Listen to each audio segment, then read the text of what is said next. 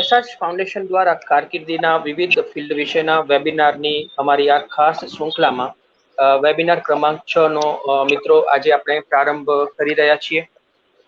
આજનો webinar university રોજગાર માહિતી અને માર્ગદર્શન કેન્દ્ર ભુજ કચ્છના સહયોગથી યોજાઈ રહ્યો છે. હું મોડરેટર અશરફ મેમણ આપ સૌનો હૃદયપૂર્વક આ વેબિનારમાં સ્વાગત કરું છું. આજના ઓનલાઈન કાર્યક્રમમાં બેન્કિંગ ક્ષેત્રે કારકિર્દીની તકો તથા એજ્યુકેશન લોન અને સ્વરોજગારી માટેની લોન મેળવવા અંગે માર્ગદર્શન આપવામાં આવશે. વિષય નિષ્ણાંત તજજ્ઞોની પેનલ દ્વારા આપણે આજે માર્ગદર્શન મેળવીશું, જે બેન્કિંગ ક્ષેત્રના આપણા વિષય નિષ્ણાંત તજજ્ઞો આપણી સાથે જોડાયા છે. આ ઉપરાંત કારકિર્દીને લગતા તમારા અન્ય વિવિધ પ્રશ્નો અંગેનું માર્ગદર્શન તો ખરું જ. કાર્યક્રમમાં ઓનલાઈન જે તજજ્ઞો આપણી સાથે ઉપસ્થિત છે તેમનો પરિચય હું આપને કરાવું તો શ્રી જયરાજ રાઠોડ, તેઓ રિજનલ મેનેજર છે બરોડા ગુજરાત ગ્રામીણ બેંક ભુજ કચ્છ શાખાના. જયરાજ સર, સ્વાગત છે આપનું આજના વેબિનારમાં. શ્રી દિનેશ પરમાર, તેઓ યુનિવર્સિટી રોજગાર માહિતી અને માર્ગદર્શન કેન્દ્ર ભુજ કચ્છના નાયબ વડા છે. દિનેશભાઈ, આપનું પણ સ્વાગત છે. ધન્યવાદ. આપણી સાથે શ્રી સ્મિત અજાણી, તેઓ બેંક ઓફ બરોડા ભુજ શાખાના લીડ બેંક સેલના અધિકારી છે. વેલકમ સ્મિત અજાણી સાહેબ. આપણી સાથે શ્રી દુષ્યંતસિંહ રાણા, તેઓ બેંક ઓફ બરોડાની ભુજ શાખાના એજ્યુકેશન લોન ડિવિઝનનો કાર્યભાર સંભાળે છે. સ્વાગત છે દુષ્યંતસિંહભાઈ આપનો પણ. Thank you. નમસ્કાર. અને નમસ્કાર. અને આપણી સાથે શ્રી યશેશ શાહ, તેઓ ભુજ કચ્છ ખાતેની MS એસોસિએટના પ્રોપરાઇટર છે. આજના કાર્યક્રમ માટે એમનો સહયોગ પણ આપણને સાંપડ્યો છે. વેલકમ યશેશભાઈ. Thank you.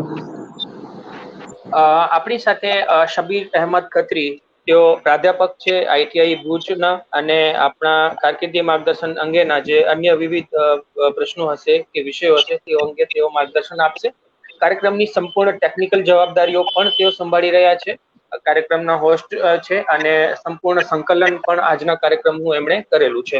શબીરભાઈ, સ્વાગત છે આપનું પણ. Thank you Ashrafbhai.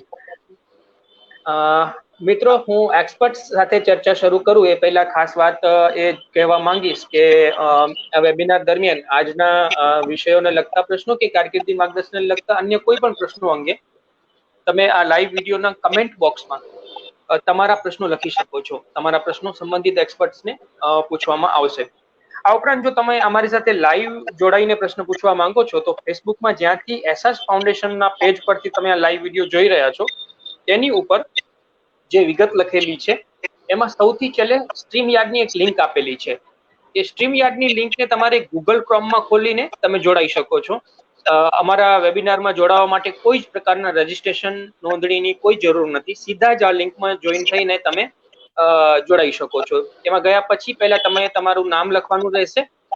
ત્યારબાદ એન્ટર બ્રોડકાસ્ટ સ્ટુડિયો પર ક્લિક કરીને તમે કાર્યક્રમમાં તમે ત્યારે જોડાઈ શકો છો. એમાં તમારે માઇક અને કેમેરાને ઓન કરવાનું રહેશે, એને એક્સેસ આપવાનું રહેશે.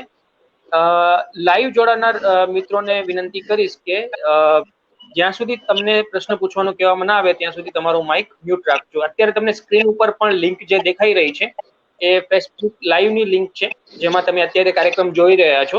આ ફેસબુક લાઈવને તમે તમારા મિત્રો સુધી પણ શેર કરજો, જેથી એમને પણ આ ઉપયોગી કાર્યક્રમ વિશે માહિતી મળી શકે. અને સ્ટ્રીમ યાર્ડની લિંક પણ અત્યારે સ્ક્રીન ઉપર તમને દેખાશે. એ લિંકથી તમે આજે અત્યારે તમને દેખાઈ રહી છે લિંક, એ લિંકથી તમે લાઈવ અમારી સાથે જોડાઈ શકો છો. તમારે ધ્યાન રાખવાનું છે કે ફેસબુક ઉપર તમારે જોવા માટેની લિંક છે, સ્ટ્રીમ યાર્ડની લિંક તમારે જોડાવા માટેની છે, અમારી સાથે લાઈવ જોડાવા માટેની છે.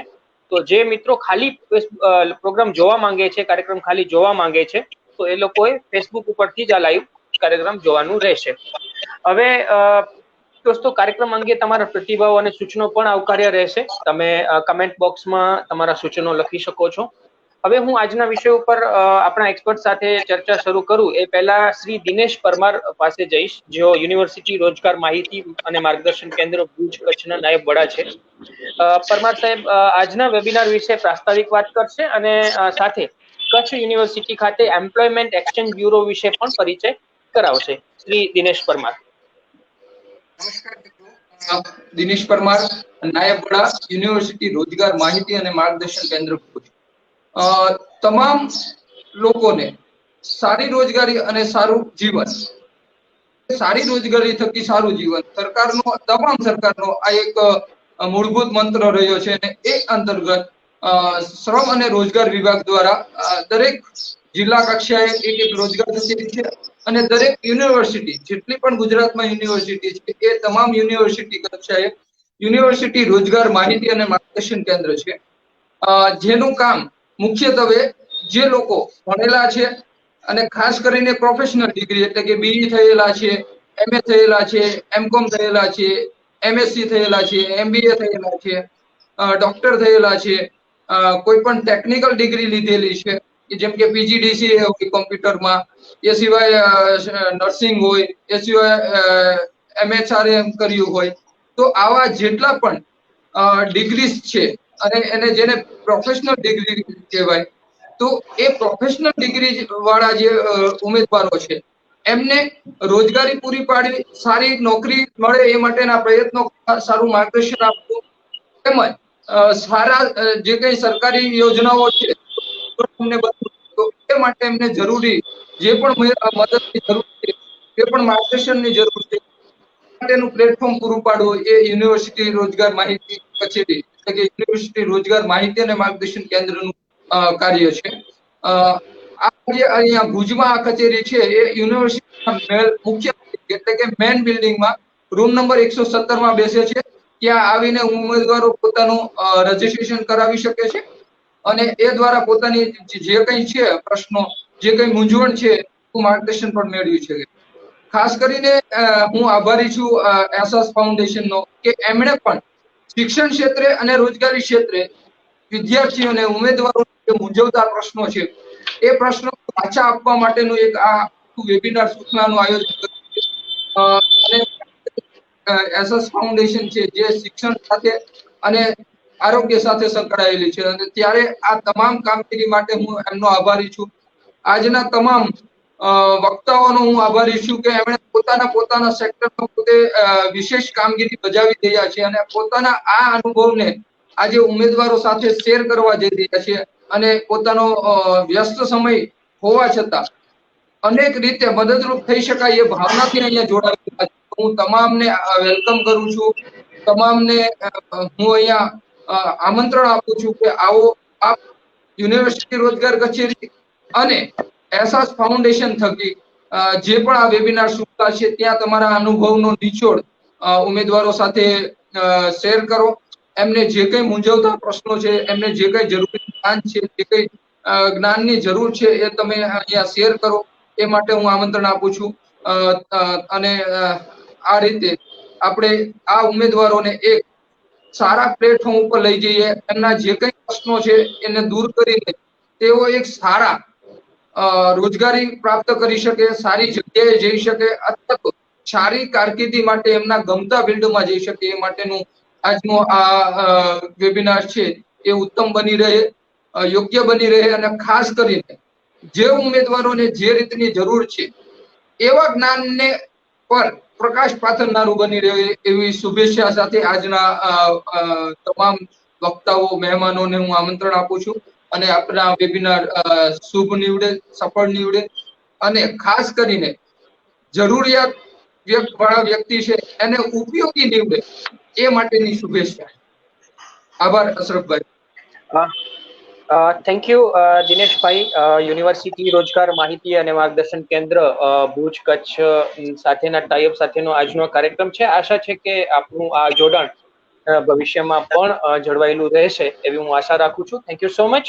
હવે સૌપ્રથમ હું આજના જે આપણા જે પહેલા એક્સપર્ટ છે શ્રી સ્મિત અજાણી સાહેબ પાસે જઈશ. મિત્રો, આજના વિષયમાં આપણા જે આજનો કાર્યક્રમ છે એમાં બે ભાગ છે. પ્રથમ ભાગ છે બેન્કિંગ સેક્ટરમાં કારકિર્દીની તકો અને બીજો પાર્ટ છે એજ્યુકેશન લોન અને સ્વરોજગારી માટેની લોન મેળવવા વિશેનું માર્ગદર્શન. તો સૌપ્રથમ બેન્કિંગ સેક્ટરમાં કારકિર્દીની તકો વિશે આપણે ચર્ચા શરૂ કરીએ. શ્રી સ્મિત અજાણી સર પાસે થી આપણે ગાઈડન્સ મેળવીએ. તેઓ બેંક ઓફ બરોડા ભુજ શાખામાં લીડ બેંક સેલના અધિકારી છે સર, મારો પ્રથમ પ્રશ્ન આપને એ છે કે બેન્કિંગ ક્ષેત્રે રોજગારીની તકો વિશે કયા પ્રકારની તકો રહેલી છે વર્તમાન સમયમાં, એ વિશે આપણા વ્યુઅર્સને માહિતી આપો. નમસ્કાર. સૌ પ્રથમ તો હું યુનિવર્સિટી એમ્પ્લોયમેન્ટ બોર્ડ અને એસએસ ફાઉન્ડેશનનો ખૂબ ખૂબ આભારી છું કે આટલી સુંદર કાર્યક્રમમાં મને તક આપી. અને બેન્કિંગ ક્ષેત્ર કોઈ પણ દેશના વિકાસ માટે, એના ડેવલપમેન્ટ માટે, એના આર્થિક વિકાસ માટે એની બેકબોન કહી શકાય તો એ બેંકો છે. ભારતની અંદર રિઝર્વ બેન્કે બેંકોને 4 કેટેગરીમાં ડિવાઈડ કરી છે. સૌ પ્રથમ છે નેશનલાઇઝ બેંક એટલે કે રાષ્ટ્રીયકૃત બેંક, જેમ કે state bank of India, bank of Baroda, bank of India વગેરે. બીજા નંબરે આવે છે ખાનગી બેંક, જેમ કે આઈસીઆઈસીઆઈ બેંક, એચડીએફસી બેંક વગેરે. ત્રીજા નંબરે આવે છે ગ્રામીણ બેંક, રિજનલ રૂરલ બેંક, જેમ કે બરોડા ગુજરાત ગ્રામીણ બેંક, સૌરાષ્ટ્ર ગ્રામીણ બેંક, એ પ્રકારે. અને અંતિમ છે કોઓપરેટિવ બેંક, સહકારી બેંક. આ બધી બેંકોની અંદર અલગ અલગ સ્થળે બહુ બધી રોજગારીની તકો રહેલી છે. પ્લસ સૌથી મોટો બેનિફિટ બેંકમાં એ છે કે બેંકમાં બહુ લાંબી કારકિર્દી છે, બહુ સારા પ્રમોશન છે. એક ક્લેરિકલ કે ઓફિસર લેવલે જોડાયેલો વ્યક્તિ રિજનલ મેનેજર, જનરલ મેનેજર અને એક્ઝિક્યુટિવ ડાયરેક્ટર સુધી પહોંચી શકે છે.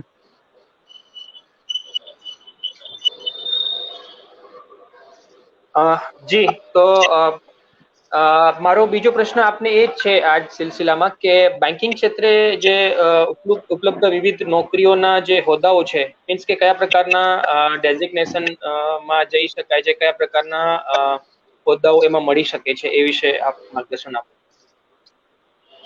કુલ 3 પ્રકારની ભરતીઓ શરૂઆતમાં થાય છે. સૌથી પહેલા તો આપણે સમજી લઈએ કે બેંક જે છે, જે મેં વાત કરી 4 પ્રકારની બેંકોની, એ પૈકી રિજનલ રૂરલ બેંક એટલે કે ગ્રામીણ બેંક અને નેશનલાઇઝ બેંક એટલે કે રાષ્ટ્રીયકૃત બેંક, આ બંને બેંકોમાં જે જોડાવાની શક્યતા છે, જે જોડાવાની પદ્ધતિ છે, એ આઈબીપીએસ થ્રુ છે.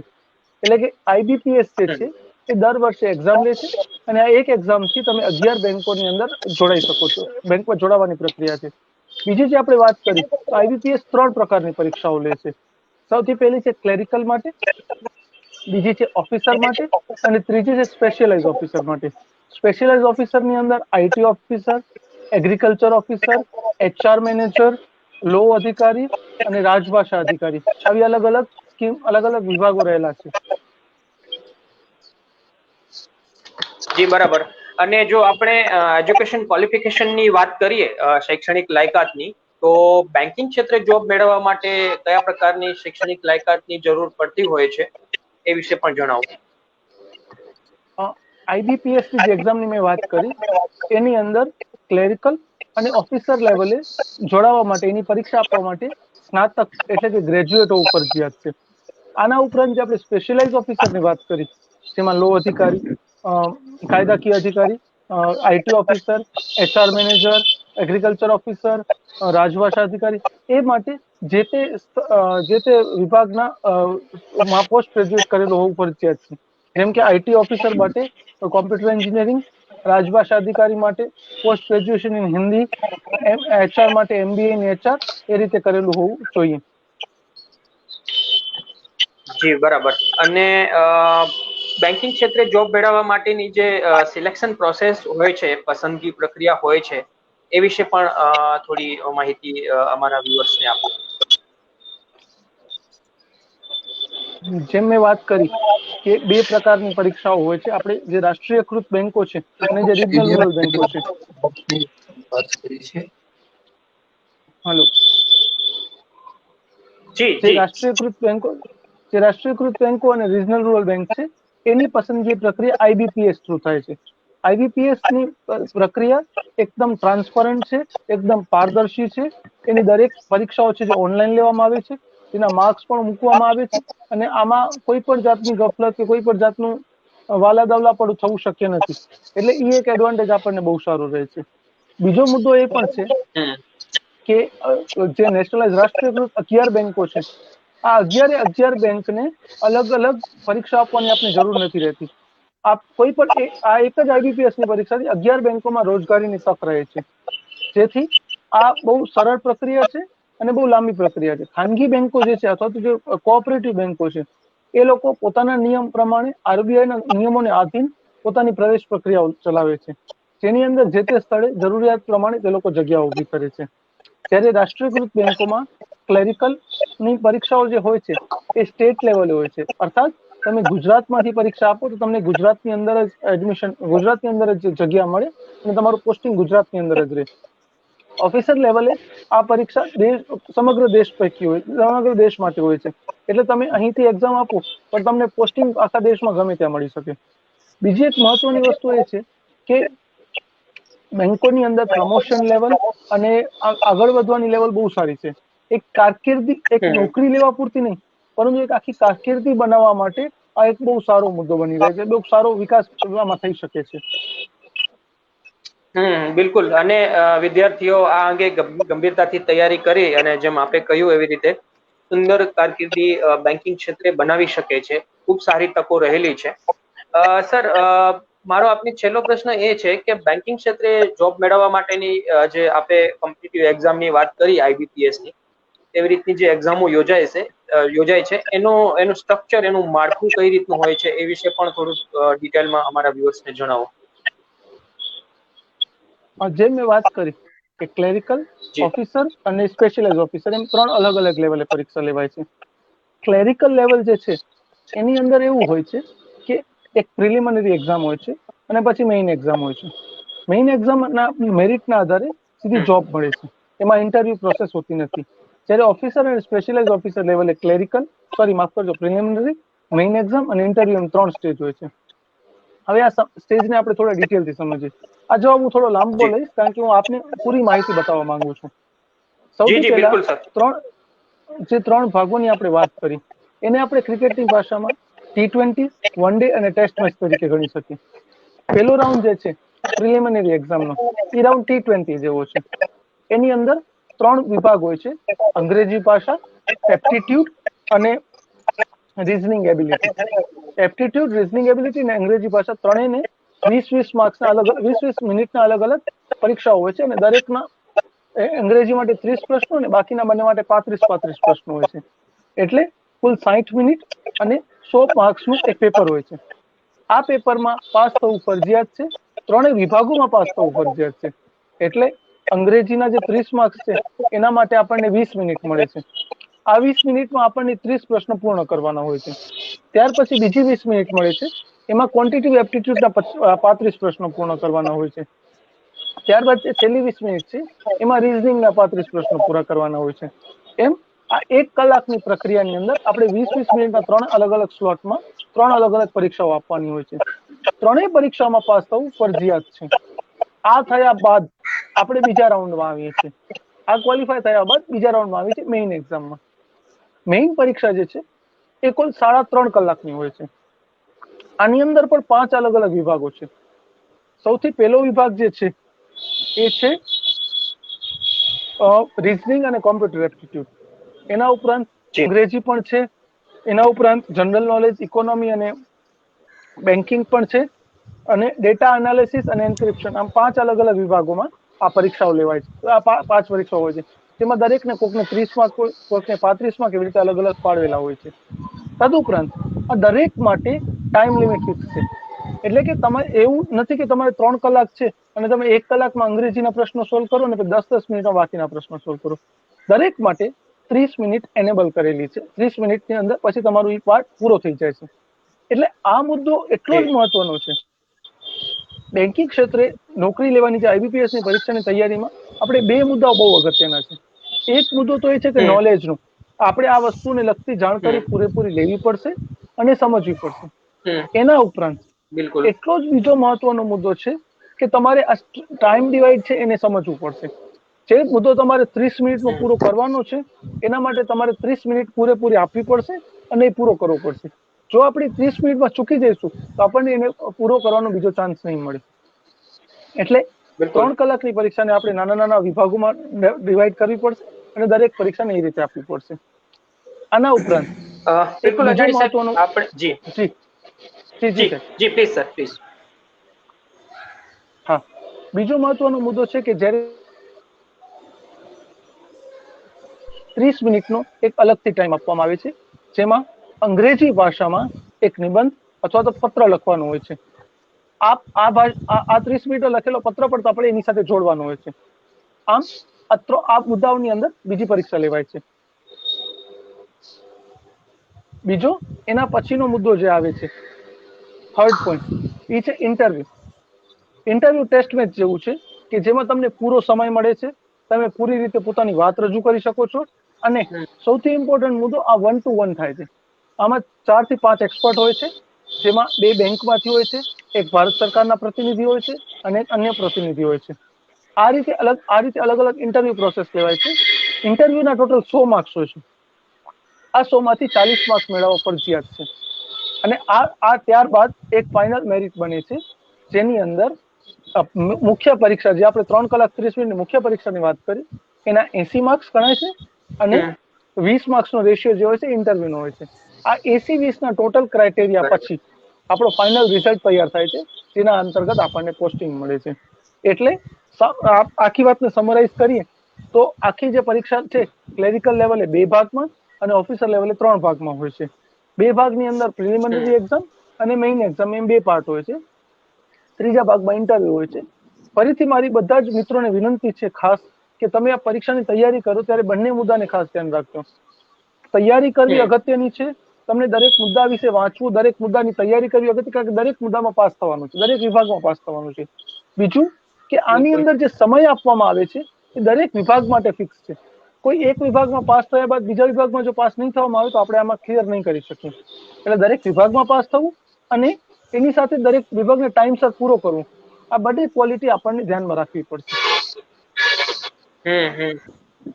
બિલકુલ સર, ખૂબ સુંદર માહિતી આપી, વ્યુઅર્સને ઉપયોગી થશે. સર, કમેન્ટ બોક્સમાં પણ કેટલાક ક્વેશ્ચન્સ આવી રહ્યા છે મિત્રોના, એમાંથી 2 ક્વેશ્ચન બેન્કિંગ ક્ષેત્રે કરિયરને લગતા છે, જે પ્રશ્નો આપણે લઈશું, શબીરભાઈ પાસે જઈશું, પણ એનાથી પહેલા આપણી સાથે ગુલામ હુસેન બરાજભાઈ જોડાયેલા છે. ગુલામ હુસેનભાઈ, આપ શું પૂછવા માંગો છો? આપ અમારા એક્સપર્ટને આપનો ક્વેશ્ચન પૂછી શકો છો.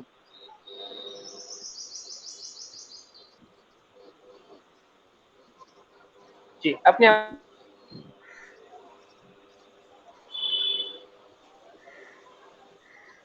અવાજ આવી રહ્યો છે ગુલામ હુસેનભાઈ?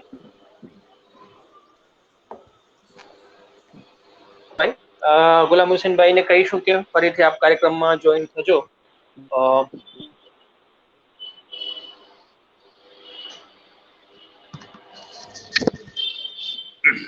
હું થોડું એડ કરવા માંગુ છું રોજગારી બાબત.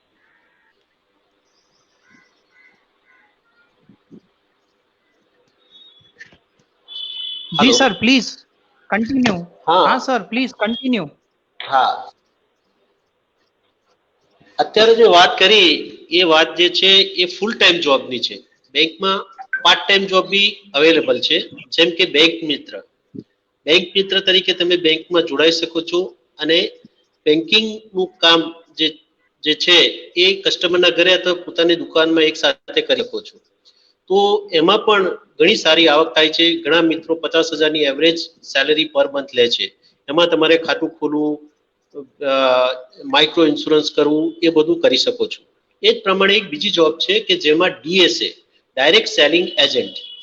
એ ડાયરેક્ટ સેલિંગ એજન્ટ એવું છે કે બેંકો જે કંઈ લોન પ્રોડક્ટ પોતાની કરે છે એ જો તમે કેનવાસ કરીને બેંકને આપો તો ખાસ કરીને મોર્ગેજ બેઝ લોન, એમાં તમે જે કંઈ કેનવાસ કરો એના 0.40% તમને કમિશન મળે છે.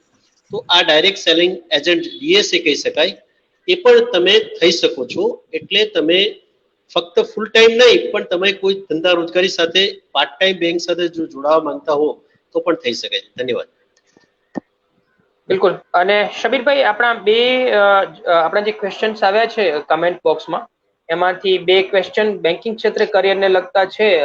એક રાકેશ પંડ્યાભાઈ, ટીચર સાજિદ નરેજાભાઈ પૂછી રહ્યા છે, IBPS 223, સોરી હું મિસ કરી રહ્યો છું, IBPS ક્લર્ક એક્ઝામ માટેની ક્વોલિફિકેશન શું હોય છે? આઈ થિંક એ સ્મિત અજાણી સાહેબે ગાઈડન્સ આપ્યું છે, છતાં સર તમે શું રિસ્પોન્ડ કરવા માંગો છો?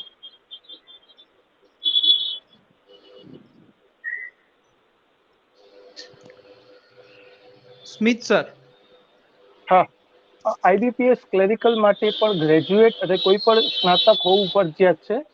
કોઈ પણ લેવલે BCom, BA, BSc, BPharm, BE computer, કોઈ પણ ક્ષેત્રમાં સ્નાતક થયેલા અથવા એને સમકક્ષ જે કોર્સ ભારત સરકારે રજૂ કર્યો છે યુજીસી ની ગાઈડલાઈન માંથી કોઈ પણ યુનિવર્સિટી માંથી કરેલો હોય તો તે આમાં અપ્લાય કરી શકે છે. ઓકે, અને રાકેશ પંડ્યાભાઈ પૂછી રહ્યા છે IBPS 2 to 3 મંથમાં ક્લિયર કરવા માટે આપનું ગાઈડન્સ પૂછી રહ્યા છે. જી, બે વસ્તુ જે મેં પહેલા પણ કીધી ફરીથી કહું છું કે પરીક્ષાની તૈયારી કરો અને તૈયારી એ રીતે કરો કે શક્ય હોય તો રોજનું એક પેપર આપો. માર્ક્સ તમને કદાચ ઓછા આવે કે વધુ આવે એનાથી મતલબ નથી, પણ તમે રોજનું એક પેપર આપશો તમને માનસિક તૈયારી રહેશે કે પેપર કઈ રીતે આપવું. IBPS ની અંદર બે મુદ્દાઓ જેમ મેં પહેલા પણ વાત કરી, એક્ઝામ પ્રેશર વધુ રહે છે. એનું કારણ એ છે કે દરેક વિભાગમાં પાસ થવું ફરજિયાત છે. જ્યારે તમે ત્રીજો વિભાગમાં અપ્લાય કરતા હો, જેમ કે તમે એપ્ટિટ્યુડ કરી લીધું, રીઝનિંગ કરી લીધું, જ્યારે તમે અંગ્રેજી વિષયમાં આવો ને અંગ્રેજી વિષય તમને નબળો લાગે એટલે તમારો આગળનો કોન્ફિડન્સ તૂટી જાય અને એના લીધે તમારી આખી એક્ઝામની પ્રોસેસ ઉપર અસર પડે છે. એટલા માટે આની અંદર એક વસ્તુ બહુ જરૂરી છે, એ છે પરીક્ષાની તૈયારી. પરીક્ષાની તૈયારી ઇન ધ સેન્સ કે તમે પરીક્ષાના લેવલે તૈયારી કરો. તમે વાંચશો, કરશો, એ બધું ઈઝી છે, એ બધા કરીએ જ છીએ આપણે.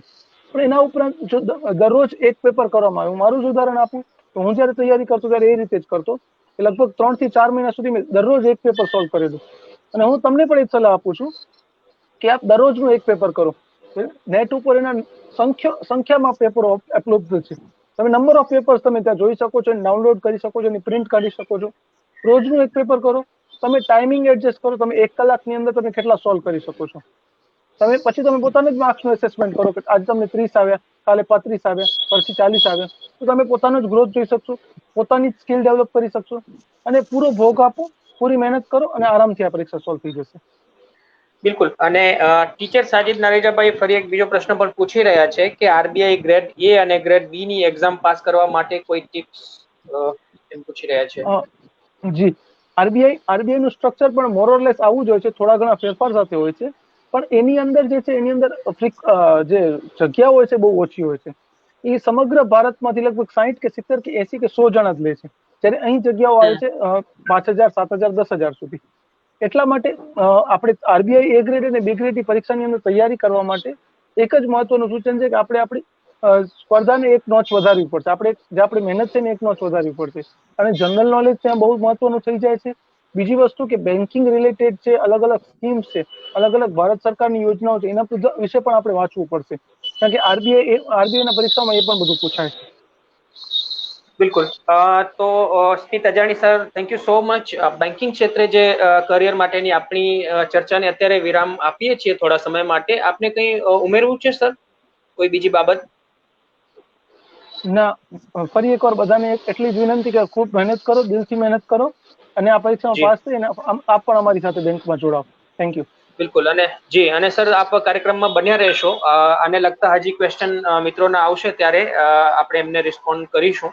તો ત્યાં સુધી થોડી વાર માટે આ ચર્ચાને આપણે વિરામ આપીએ છીએ. આપણને કમેન્ટ બોક્સમાં પણ કેટલાક ક્વેશ્ચન આવી રહ્યા છે લોન વિશેના. મનજીભાઈ મહેશ્વરીએ પણ ક્વેશ્ચન પૂછેલા છે. મનજીભાઈ, આપના પ્રશ્ન કાર્યક્રમમાં આગળ જરૂર લઈશું. આપણે લોન વિશેની ચર્ચા કરીએ છીએ હવે. તો મિત્રો, ફરીથી એક બાબત આપને યાદ કરવા માંગીશ કે આ વેબિનાર દરમિયાન આજના વિષયને લગતા કે કારકિર્દીને લગતા અન્ય કોઈ પણ પ્રશ્નો તમે આ લાઈવ વિડીયોના કમેન્ટ બોક્સમાં લખી શકો છો. અમે પ્રયત્ન કરીશું કે તમારા તમામ પ્રશ્નોને કાર્યક્રમમાં સમાવવાનો પ્રયત્ન કરીશું, એને રિસ્પોન્ડ કરવાનો જરૂર પ્રયત્ન કરીશું. આ ઉપરાંત જો તમે અમારી સાથે લાઈવ જોડાઈને પ્રશ્ન પૂછવા માંગો છો તો લાઈવ વિડીયોની ઉપર જે વિગત આપેલી છે એમાં સૌથી છેલ્લે StreamYardની લિંક આપેલી છે, તેને Google Chromeમાં ખોલીને ત્યારબાદ એન્ટર બ્રોડકાસ્ટ સ્ટુડિયો પર ક્લિક કરીને તમે કાર્યક્રમમાં જોડાઈ શકો છો. લિંક અત્યારે તમને StreamYard ઉપર સ્ક્રીન ઉપર પણ StreamYardની લિંક તમને દેખાઈ રહી હશે. અને લાઈવ જે ફેસબુક ઉપર તમે જોઈ રહ્યા છો એ મિત્રોને વિનંતી છે કે વિડીયોને શેર કરજો. આ ઉપયોગી માહિતી તમારા મિત્રોને, તમારા રિલેટિવ્સને એમને પણ તમે એમને પણ મળી શકે એ માટે તમે એમના સુધી પણ આ કાર્યક્રમને શેર કરજો. હવે આપણે એજ્યુકેશન લોન અને સ્વરોજગારી માટેની લોન મેળવવા અંગે એક્સપર્ટ પાસેથી માર્ગદર્શન મેળવીએ. તો જેમાં સૌ પહેલા એજ્યુકેશન લોન વિશે ચર્ચા કરવા હું બેંક ઓફ બરોડા ભુજ શાખા એજ્યુકેશન લોન ડિવિઝનના શ્રી દુષ્યંતસિંહ રાણાને ચર્ચામાં સામેલ કરવા માંગીશ. દુષ્યંતસિંહભાઈ, ફરીથી સ્વાગત છે આપનું કાર્યક્રમમાં.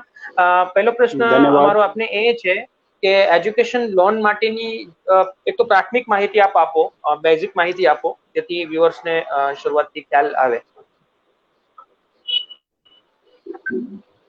ધન્યવાદ. અને સૌપ્રથમ મને આજના વેબિનારમાં જે આમંત્રણ આપ્યું તે બદલ તમારો ખૂબ ખૂબ ધન્યવાદ. અને ખૂબ જ સરસ તમારું સર આયોજન છે અને બધા વ્યુઅર્સને ઉપયોગી માહિતી મળી રહે તે બદલ તમે જે આયોજન કર્યું છે તે બદલ ખૂબ ખૂબ કોંગ્રેચ્યુલેશન. અને આગળ થેન્ક યુ દુષ્યંતસિંહભાઈ. પ્રોગ્રામમાં અમને જોડવાનો જો મોકો મળશે તો અમે જરૂર રહેશું. હવે એજ્યુકેશન લોન માટે જો વાત કરીએ આપણે, તો આજે બેંકોમાં કોઈ પણ વ્યક્તિ જઈ અને એજ્યુકેશન લોન માટે અરજી કરી શકે છે. વિવિધ કોર્સ માટે વિવિધ પ્રકારની એજ્યુકેશન લોન ના પ્રોડક્ટ્સ અવેલેબલ છે. સ્નાતક કક્ષાથી કરી માસ્ટર ડિગ્રી, પીએચડી લેવલ સુધી તમે જે કોઈ પણ કોર્સ કરો છો, આજે શિક્ષણ ખૂબ મોંઘું થઈ ગયું છે, જે આપ બધા જાણીએ છીએ. તો એના માટે તમને બેંક લોન પ્રોવાઈડ કરે છે. અને એજ્યુકેશન લોન જો કોઈ વ્યક્તિ લે છે તો એ પોતાની આત્મનિર્ભરતા સિદ્ધ કરે છે. અને એના વિશે આપણે માહિતી ઓનલાઈન પણ ઘણી બધી ઇન્ટરનેટ ઉપર અવેલેબલ છે, બેંકની વેબસાઇટમાં અવેલેબલ છે. ભારત સરકારે એક આના માટે પોર્ટલ બનાવેલું છે, વિદ્યાલક્ષ્મી પોર્ટલ. આજે તમે કોઈ પણ બેંકમાં લોન માટે એપ્લાય કરો છો તો ભારત સરકારનું જે વિદ્યાલક્ષ્મી પોર્ટલ છે એમાં અરજી કરવી ફરજિયાત છે. આજે જ્યારે પણ બેંકો કોઈ લોન અરજી એજ્યુકેશન લોનની સ્વીકારે છે તો ફર્સ્ટ તમારે ભારત સરકારની જે વિદ્યાલક્ષ્મી પોર્ટલ છે એના ઉપર રજીસ્ટ્રેશન કરવું ફરજિયાત છે. અને સ્નાતક કક્ષાથી કરી અને અનુસ્નાતક અને પીએચડી અને માસ્ટર્સ લેવલ માટે પણ આપણે લોન માટે અરજી કરી શકીએ છીએ. લોનમાં જે તમારું એક્સપેન્સીસ કવર થાય છે, જે ટ્યુશન ફી કોલેજની હોય છે, હોસ્ટેલ ફી, બુક્સ અને કોમ્પ્યુટરનો ખર્ચો જે હોય છે, આ તમારી તમામ પ્રકારનો જે પૂરા કોર્સ ડ્યુરેશનમાં જે ખર્ચો આવવાનો હોય એનું પ્રોજેક્શન એક જે જગ્યાએ તમે એડમિશન લીધું છે એ કોલેજ અથવા ઇન્સ્ટિટ્યૂટ તરફથી પ્રોવાઈડ કરવામાં આવે છે. તમારું એડમિશન સિક્યોર થયા પછી, એડમિશન સિક્યોર તમારું કન્ફર્મ હોય પછી તમે લોન માટે અરજી કરી શકશો. અને ભારતમાં કોઈ પણ કોલેજમાં તમારે એડમિશન લીધું હોય અથવા વિદેશમાં પણ તમે ભણવા જવા માંગો છો અને સ્નાતક, અનુસ્નાતક, માસ્ટર્સ લેવલના કોર્સ કરવા માંગો છો તો એના માટે પણ એજ્યુકેશન લોન અવેલેબલ છે. હું અત્યારે bank of Baroda Bhuj regional office education loan ડિપાર્ટમેન્ટમાં કાર્યરત છું, જે માંડવી પાસે કાર્યરત છે.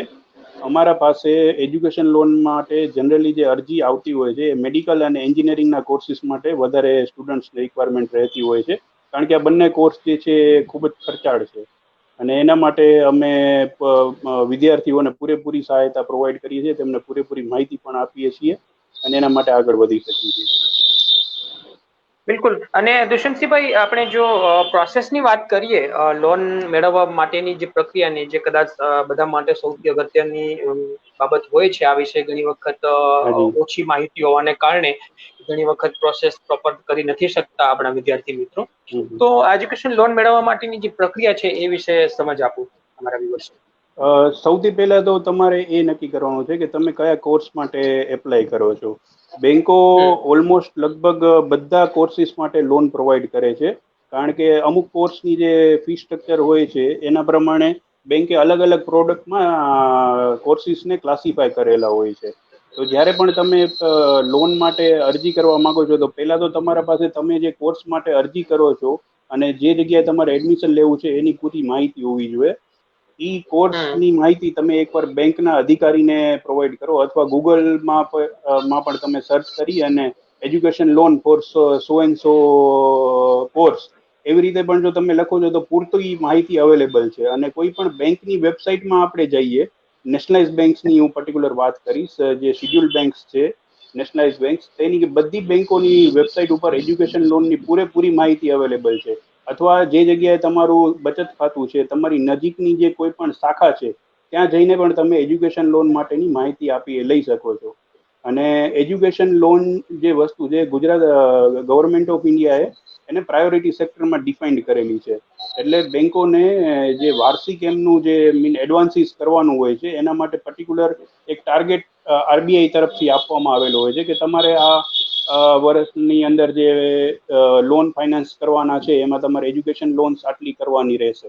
તો આ જે ટાર્ગેટ્સ હોય છે એના માટે આરબીઆઈ તરફથી પણ બેંકોને ડાયરેક્શન્સ મળેલા હોય છે, ગવર્મેન્ટ ઓફ ઇન્ડિયા તરફથી પણ ડાયરેક્શન્સ મળેલા હોય છે કે જો કોઈ વિદ્યાર્થી કે વાલી એજ્યુકેશન લોનની ઇન્ક્વાયરી કરવા માટે આવે છે તો એમને બ્રાન્ચ લેવલે પૂરતી માહિતી પણ આપવામાં આવે છે. તો જો કોઈને પણ કોઈ એજ્યુકેશન લોન વિશે માહિતીની રિક્વાયરમેન્ટ હોય તો પોતાની બેંકની શાખા જ્યાં એમનું એકાઉન્ટ છે ત્યાં પણ જઈ અને મેનેજરને મળી અને માહિતી લઈ શકે છે. ઓકે, એવી જ રીતે આપણે જો એલિજિબિલિટીની વાત કરીએ, એજ્યુકેશન લોન મેળવવા માટેની પાત્રતાઓની વાત કરીએ, અલગ અલગ કોર્સિસ, જેમ આપણે શરૂઆતમાં થોડીક બેઝિક વાત કરી છે એના વિશે, થોડી આપણે એને ડિટેલમાં જો સમજાવીએ આપણા વ્યુઅર્સને કે કયા પ્રકારની કઈ લોનમાં કયા પ્રકારની પાત્રતાની જરૂર હોય છે અને એ મતલબ એના નિયમો કયા છે એ વિશે હાજી, આરબીઆઈ ની ગાઈડલાઈન પ્રમાણે બેંકો માટે જે એજ્યુકેશન લોનની ગાઈડલાઇન્સ છે ગવર્મેન્ટ તરફથી જ આપવામાં આવેલી છે. 3 પ્રકારની લોનમાં આપણે કેટેગરાઇઝેશન કરી શકીએ એજ્યુકેશન લોનનું. એક લોન હોય છે 4 લાખ રૂપિયાની, જેમાં તમારે કોઈ પણ સિક્યોરિટી કે કોઈ પણ થર્ડ પાર્ટી ગેરેન્ટર આપવાના નથી રહેતા. બીજી લોન એમાઉન્ટ છે 7.5 લાખ રૂપિયા સુધી, જેમાં એક થર્ડ પાર્ટી ગેરેન્ટર તમારે પ્રોવાઈડ કરવાના હોય છે. વિદ્યાર્થીના વાલી જે છે એ એના વિદ્યાર્થી સાથે જોઈન્ટ એપ્લિકન્ટ તરીકે રહેશે જો કોઈ પણ એજ્યુકેશન લોન હોય. કારણ કે વિદ્યાર્થી અગર માઇનોર છે 18 વર્ષથી નીચે, તો બેંક સાથે જ્યારે પણ કોઈ લોનની પ્રોસિજર થાય છે તો બેંક અને બોરોવર એમના વચ્ચે એક એગ્રીમેન્ટ થાય છે, એક કોન્ટ્રાક્ટ થાય છે. તો માઇનોર વ્યક્તિ જે છે કોન્ટ્રાક્ટમાં એન્ટર થવા માટે એલિજિબલ નથી હોતો. એટલે કોઈ પણ એજ્યુકેશન લોન હોય છે તો એમાં જે વાલી હોય છે વિદ્યાર્થીને, એમને જોઈન્ટ રહેવાનું હોય છે. અને 4 લાખ સુધીની જે લોન રિક્વાયરમેન્ટ હોય તો કોઈ પણ થર્ડ પાર્ટી વ્યક્તિને ગેરેન્ટર તરીકે રહેવાની જરૂર નથી. 7.5 લાખ રૂપિયા સુધીની જો લોન રિક્વાયરમેન્ટ હોય છે તો એક વ્યક્તિ થર્ડ પાર્ટી ગેરેન્ટર તરીકે બેંકો માં પ્રોવાઈડ કરવાનો હોય છે આપણે. અને જે 7.5 લાખ રૂપિયાથી ઉપરની જે લોન હોય છે એમાં 100% સિક્યોરિટી બેંકોને તમારે આપવાની હોય છે. મતલબ ઇન કેસ તમારી લોન રિક્વાયરમેન્ટ 10 લાખ રૂપિયા છે, તમે જે કોઈ માની લો આપ કોમ્પ્યુટર એન્જિનિયરિંગનો કોર્સ કરવા માંગો છો, તમારું 4 વર્ષનું ફી સ્ટ્રક્ચર જે છે 15 લાખ રૂપિયા છે, બેંક તમને 10 લાખ સુધીની એમાં લોન પ્રોવાઈડ કરી શકશે. 5 લાખ રૂપિયા જે છે એ તમારે ભરવાના રહેતા હોય છે એઝ અ માર્જિન. અને જે 10 લાખની બેંક લોન આપશે એના માટે એક તમારે સિક્યુરિટી બેંકને પ્રોવાઈડ કરવાની હોય છે. હવે જે સિક્યુરિટીની વાત કરીએ તો એમાં આપણે મકાન, કોઈ પણ કોમર્શિયલ બિલ્ડિંગ કે પ્લોટ કે ફ્લેટ, આ ઇમૂવેબલ પ્રોપર્ટી જે હોય એને તમે એઝ અ સિક્યુરિટી આપી શકો છો. અને એના સિક્યુરિટીના હિસાબે બેંક લોન તમે લઈ શકો છો. આના સિવાય જે સિક્યુરિટીની વાત કરી, 7.5 લાખ રૂપિયાથી ઉપરની જે લોન હોય છે એનામાં જો તમે કોઈ બેંકની એફડીઆર કરેલી છે, તમે એલઆઈસી પોલિસી લીધેલી છે, તમે કિસાન વિકાસ પત્રમાં ઇન્વેસ્ટમેન્ટ કરેલું છે, તો આ બધા જે ઇન્સ્ટ્રુમેન્ટ્સ છે એને પણ તમે બેંક સિક્યુરિટી તરીકે આપી શકો છો. તો આમ આપણે વાત કરી કે જે 3 કેટેગરી હોય છે એજ્યુકેશન લોન માટે: 4 લાખ રૂપિયા, 7.5 લાખ રૂપિયા અને 10 લાખ રૂપિયા, અને 10 લાખથી ઉપર જે કેટેગરાઇઝેશન છે આ રીતે કરવામાં આવે છે એજ્યુકેશન લોનનું. અને ટોટલ જે એલિજિબિલિટીની વાત કરીએ તો જો કોઈ કોર્સની ફી સ્ટ્રક્ચર જે ઇન્સ્ટિટ્યૂટ તરફથી આપવામાં આવે છે તો એમાં જે લોન રિક્વાયરમેન્ટ હોય છે એ લગભગ 100% સુધી તમને એજ્યુકેશન લોન મળી શકે છે. મતલબ કે જે તમે કોસ્ટ ફી સ્ટ્રક્ચર જે ઇન્સ્ટિટ્યૂટે માન્ય કરેલું છે એ તમે બેંકને પ્રોવાઈડ કરો છો તો એની એલિજિબિલિટી તમારી 100% સુધીની લોન માટે પણ તમે એલિજિબલ છો. બટ જે મેં ક્રાઇટેરિયા તમને કીધો કે જો લોન એમાઉન્ટ 7.5 લાખ રૂપિયા ઉપર જાય છે તો તમારે એક સિક્યુરિટી બેંકને પ્રોવાઈડ કરવાની હોય છે. મીન જેટલી તમે એક લોન માટે અરજી કરો છો એની અગેન્સ્ટમાં તમારે એક સિક્યુરિટી પ્રોવાઈડ કરવાની રહે છે. દુષ્યંતસિંહભાઈ, આપ ખૂબ સરસ માહિતી આપી રહ્યા છો. આશા છે કે આપણા વ્યુઅર્સને માહિતી ખૂબ ઉપયોગી રહેશે. આપણે ગવર્મેન્ટ સ્કીમ્સની વાત કરીએ એજ્યુકેશન લોન હાજી. માટેની, તો કયા પ્રકારની ગવર્મેન્ટની કેન્દ્ર સરકાર કે રાજ્ય સરકારની કયા પ્રકારની યોજનાઓ અત્યારે અવેલેબલ છે આના માટે એ વિશે જનરલી કેન્દ્ર અને રાજ્ય સરકાર બંને વિવિધ સ્તરે એજ્યુકેશન લોનમાં બેનિફિટ આપતી હોય છે. અને એમનું જે બેનિફિટ હોય છે એ સબસિડી તરીકે તમને મળવા પાત્ર હોય છે. જેમ કે આપણે ગુજરાત ગવર્મેન્ટની સ્કીમની વાત કરીએ તો એમાં કેટેગરાઇઝેશન કરેલું હોય છે સ્કીમ્સ માટે. ઓબીસી કેટેગરી અને એસસી એસટી કેટેગરીના વિદ્યાર્થીઓ માટે ગુજરાત ગવર્મેન્ટમાં સબસિડીની સ્કીમ અવેલેબલ છે. તમે રોજગાર વિભાગમાંથી પણ આની માહિતી લઈ શકો છો ગુજરાત ગવર્મેન્ટના. અને આપણે જે સબસિડી માટે એલિજિબિલિટી છે તો જે લોન ડ્યુરેશનમાં જે ઇન્ટરેસ્ટ પેમેન્ટ કરવાનું થતું હોય છે વિદ્યાર્થીઓને, જનરલી જે સબસિડી મળવાપાત્ર હોય છે એ લોનના વ્યાજ ઉપર સબસિડી મળવાપાત્ર હોય છે. ગુજરાત ગવર્મેન્ટની સ્કીમ પણ અવેલેબલ છે એના માટે, કેન્દ્ર સરકારની પણ સ્કીમ અવેલેબલ છે, અને એના માટે વિવિધ એ લોકોએ આવકના ધોરણ નક્કી કરેલા હોય છે, અને કેટેગરી પણ નક્કી કરેલી હોય છે. જેમ કે ઓબીસી કેટેગરી, SC ST કેટેગરીના વિદ્યાર્થીઓ માટે અલગ પ્રકારની સબસિડી યોજના અવેલેબલ છે. પછી એક નેશનલ લેવલની કેન્દ્ર સરકારની એક જે સ્કીમ માઇનોરિટી સ્ટુડન્ટ્સ માટે પણ અવેલેબલ છે. પણ મોટાભાગે બધી જે સબસિડી સ્કીમ અવેલેબલ છે એ તમને જે બેંકોમાંથી તમે લોન લ્યો છો અને તમારો જે સ્ટડી પીરિયડ છે એને બેંક મોરેટોરિયમ પીરિયડ કહે છે. મીન જે સ્ટડી પીરિયડમાં તમારે બેંકની જે લોન છે એનું કોઈ તમારે ઇન્સ્ટોલમેન્ટનું રીપેમેન્ટ નથી કરવાનું હોતું, બટ જે તમારું મીન લોન અવેલ કરેલી છે એના ઉપર જે ઇન્ટરેસ્ટ લાગે છે એનું તમારે પેમેન્ટ કરવાનું હોય છે. અને જે સબસિડી મળે છે એ આ સબસિડી જે છે મોરેટોરિયમ પીરિયડમાં જે ઇન્ટરેસ્ટ ભરવા પાત્ર હોય છે એના ઉપર મળતી હોય છે. બરાબર. અને એજ્યુકેશન લોનની ભરપાઈ, જી જી પ્લીઝ. હાજી ઇન્ટરેસ્ટ સબસિડી મેં જે તમને વાત કરી તો એનામાં મેઇનલી જે છે સ્ટડી પીરિયડ આપણો 2 વર્ષનો હોય કે 3 વર્ષનો હોય, તો બેંકો જે ડ્યુરેશન તમારો સ્ટડી પીરિયડ છે એ ડ્યુરેશનમાં લોનનું ઉઘરાણી મીન ઇન્સ્ટોલમેન્ટ રીપેમેન્ટ સ્ટાર્ટ નહીં કરે. જે બેંકની લોનની રીપેમેન્ટ જે છે એ સ્ટુડન્ટને જોબ મળી ગયા પછી અથવા જ્યારે એનું સ્ટડી પૂરું થઈ જાય છે પછી 1 વર્ષનો બેંક સમય આપે છે. આ પીરિયડ પછી તમારે બેંકની જે લોન તમે લીધી છે એને 10 વર્ષથી કરી અને 15 વર્ષના પીરિયડમાં રીપે કરવાની હોય છે. આ પીરિયડ પૂરતું માનો કોઈ વ્યક્તિ જે છે મેડિકલમાં એડમિશન લે છે MBBS કોર્સમાં, તો એમનો સ્ટડી પીરિયડ 4 વર્ષનો હોય છે, પ્લસ એમનું 1 વર્ષનું જે ટ્રેનિંગ પીરિયડ હોય છે. આ ડ્યુરેશનમાં બેંક લોન જે એમણે લીધેલી છે એનું રીપેમેન્ટ એમણે નથી કરવાનું, બટ જે ઇન્ટરેસ્ટ જે સર્વ કરવાનું હોય છે એ ઇન્ટરેસ્ટ એમને ભરવું પડે છે. હવે જો એમને સબસિડી માટે અરજી કરેલી હોય ગુજરાત ગવર્મેન્ટમાં અથવા કેન્દ્ર સરકારમાં, અને જો એમની યોગ્યતા સરકારી ધારાધોરણ પ્રમાણે યોગ્ય લાગે છે, તો એમને જે વ્યાજનું ભરપાઈ કરવાની હોય છે ડ્યુરિંગ આ મોરેટોરિયમ પીરિયડ, તો એ તમારું સબસિડીમાંથી ક્લિયર થઈ જાય છે અને આર્થિક ભારણ એનું સ્ટુડન્ટ ઉપર કે એના વાલી ઉપર નથી આવતું. અને લોનની ભરપાઈ કરવા વિશેની આપણે વાત કરીએ લોનની જે રીપેમેન્ટ જે છે એના માટે સ્ટડી પીરિયડ કોઈ પણ કોર્સ હોય એ સ્ટડી પીરિયડ ડ્યુરેશનમાં એની રીપેમેન્ટ સ્ટાર્ટ નથી થતી. સ્ટડી પીરિયડ કમ્પ્લીટ થયા પછી 6 મહિના અથવા 12 મહિના સમય બેંક આપે છે સ્ટુડન્ટને. એમને જ્યાં સુધી પગભર નથી થતા ત્યાં સુધી બેંકો એનું રીપેમેન્ટ સ્ટાર્ટ નથી કરતી. આજે 12 મહિના તમારો કોઈ પણ કોર્સ પૂરો થઈ ગયો, બેંકે તમને 12 મહિના આપ્યા, એના પછી જ તમારું રીપેમેન્ટ જે છે 120 મહિનાથી કરી અને 180 મહિનાના ઇન્સ્ટોલમેન્ટમાં તમે કરી શકો છો. હવે આ ઇન્સ્ટોલમેન્ટ જે છે એ સ્ટુડન્ટને જો જોબ મળી જાય છે આફ્ટર કમ્પ્લીશન ઓફ સ્ટડી, તો સ્ટુડન્ટ જ્યારે પણ બેંકને ઇન્ફોર્મ કરશે તો બેંક એના નેક્સ્ટ મંથથી એનું રીપેમેન્ટ સ્ટાર્ટ કરી દેશે. આ એની રીપેમેન્ટની ક્રાઇટેરિયા છે એજ્યુકેશન લોનની. જી બરાબર. અને મારો આ વિષયનો છેલ્લો એક પ્રશ્ન એ છે કે એજ્યુકેશન લોન પર વ્યાજનું દર કેટલું રહે છે અને સરકારશ્રી તરફથી કોઈ પ્રકારની સબસિડી વ્યાજ પર મળવાની વ્યાજનો દર એજ્યુકેશન લોનમાં વ્યાજનો દર જે છે અત્યારના જે વ્યાજ દર છે એ 9% થી કરી અને 10.5% વચ્ચે રહે છે. હવે એજ્યુકેશન લોનમાં પણ અલગ અલગ કેટેગરાઇઝેશન કરેલું હોય છે. જેમ કે IIT, IIM, XLRI જે નામાંકિત ઇન્સ્ટિટ્યૂટ છે એમાં જો તમારું એડમિશન થયેલું છે તો બેંક લોન જે છે તમને રાહત દર ઉપર કન્સેશનલ ઇન્ટરેસ્ટ રેટ ઉપર પણ મળી શકે છે. કારણ કે આ જે સ્કોલર સ્ટુડન્ટ્સ છે એમને બેંકો એક પ્રકારની સુવિધા આપે છે કે તમને ઓછા વ્યાજના દરે તમારું જે એજ્યુકેશન લોન છે એ સેન્કશન કરવામાં આવે છે. This is called education loan to premier institute students.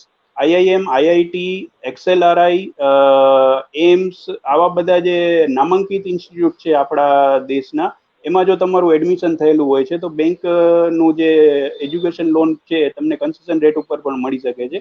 હું ખાસ આમાં એક માહિતી એ પણ આપવા માંગીશ કે બેંક ઓફ બરોડામાં કોઈ પણ ગર્લ્સ સ્ટુડન્ટ જ્યારે પણ લોનની અરજી કરે છે અને એ લોન લે છે તો એમને જે એપ્લિકેબલ વ્યાજનો દર હોય છે એમાં 0.50%, 0.5% રાહત આપવામાં આવે છે. મીન જે એપ્લિકેબલ રેટ હશે, માનો 9.5% એપ્લિકેબલ રેટ થાય છે અને સ્ટુડન્ટ જો ગર્લ સ્ટુડન્ટ છે તો એમને 9%ના વ્યાજના દરે એમને લોન મળવા પાત્ર છે.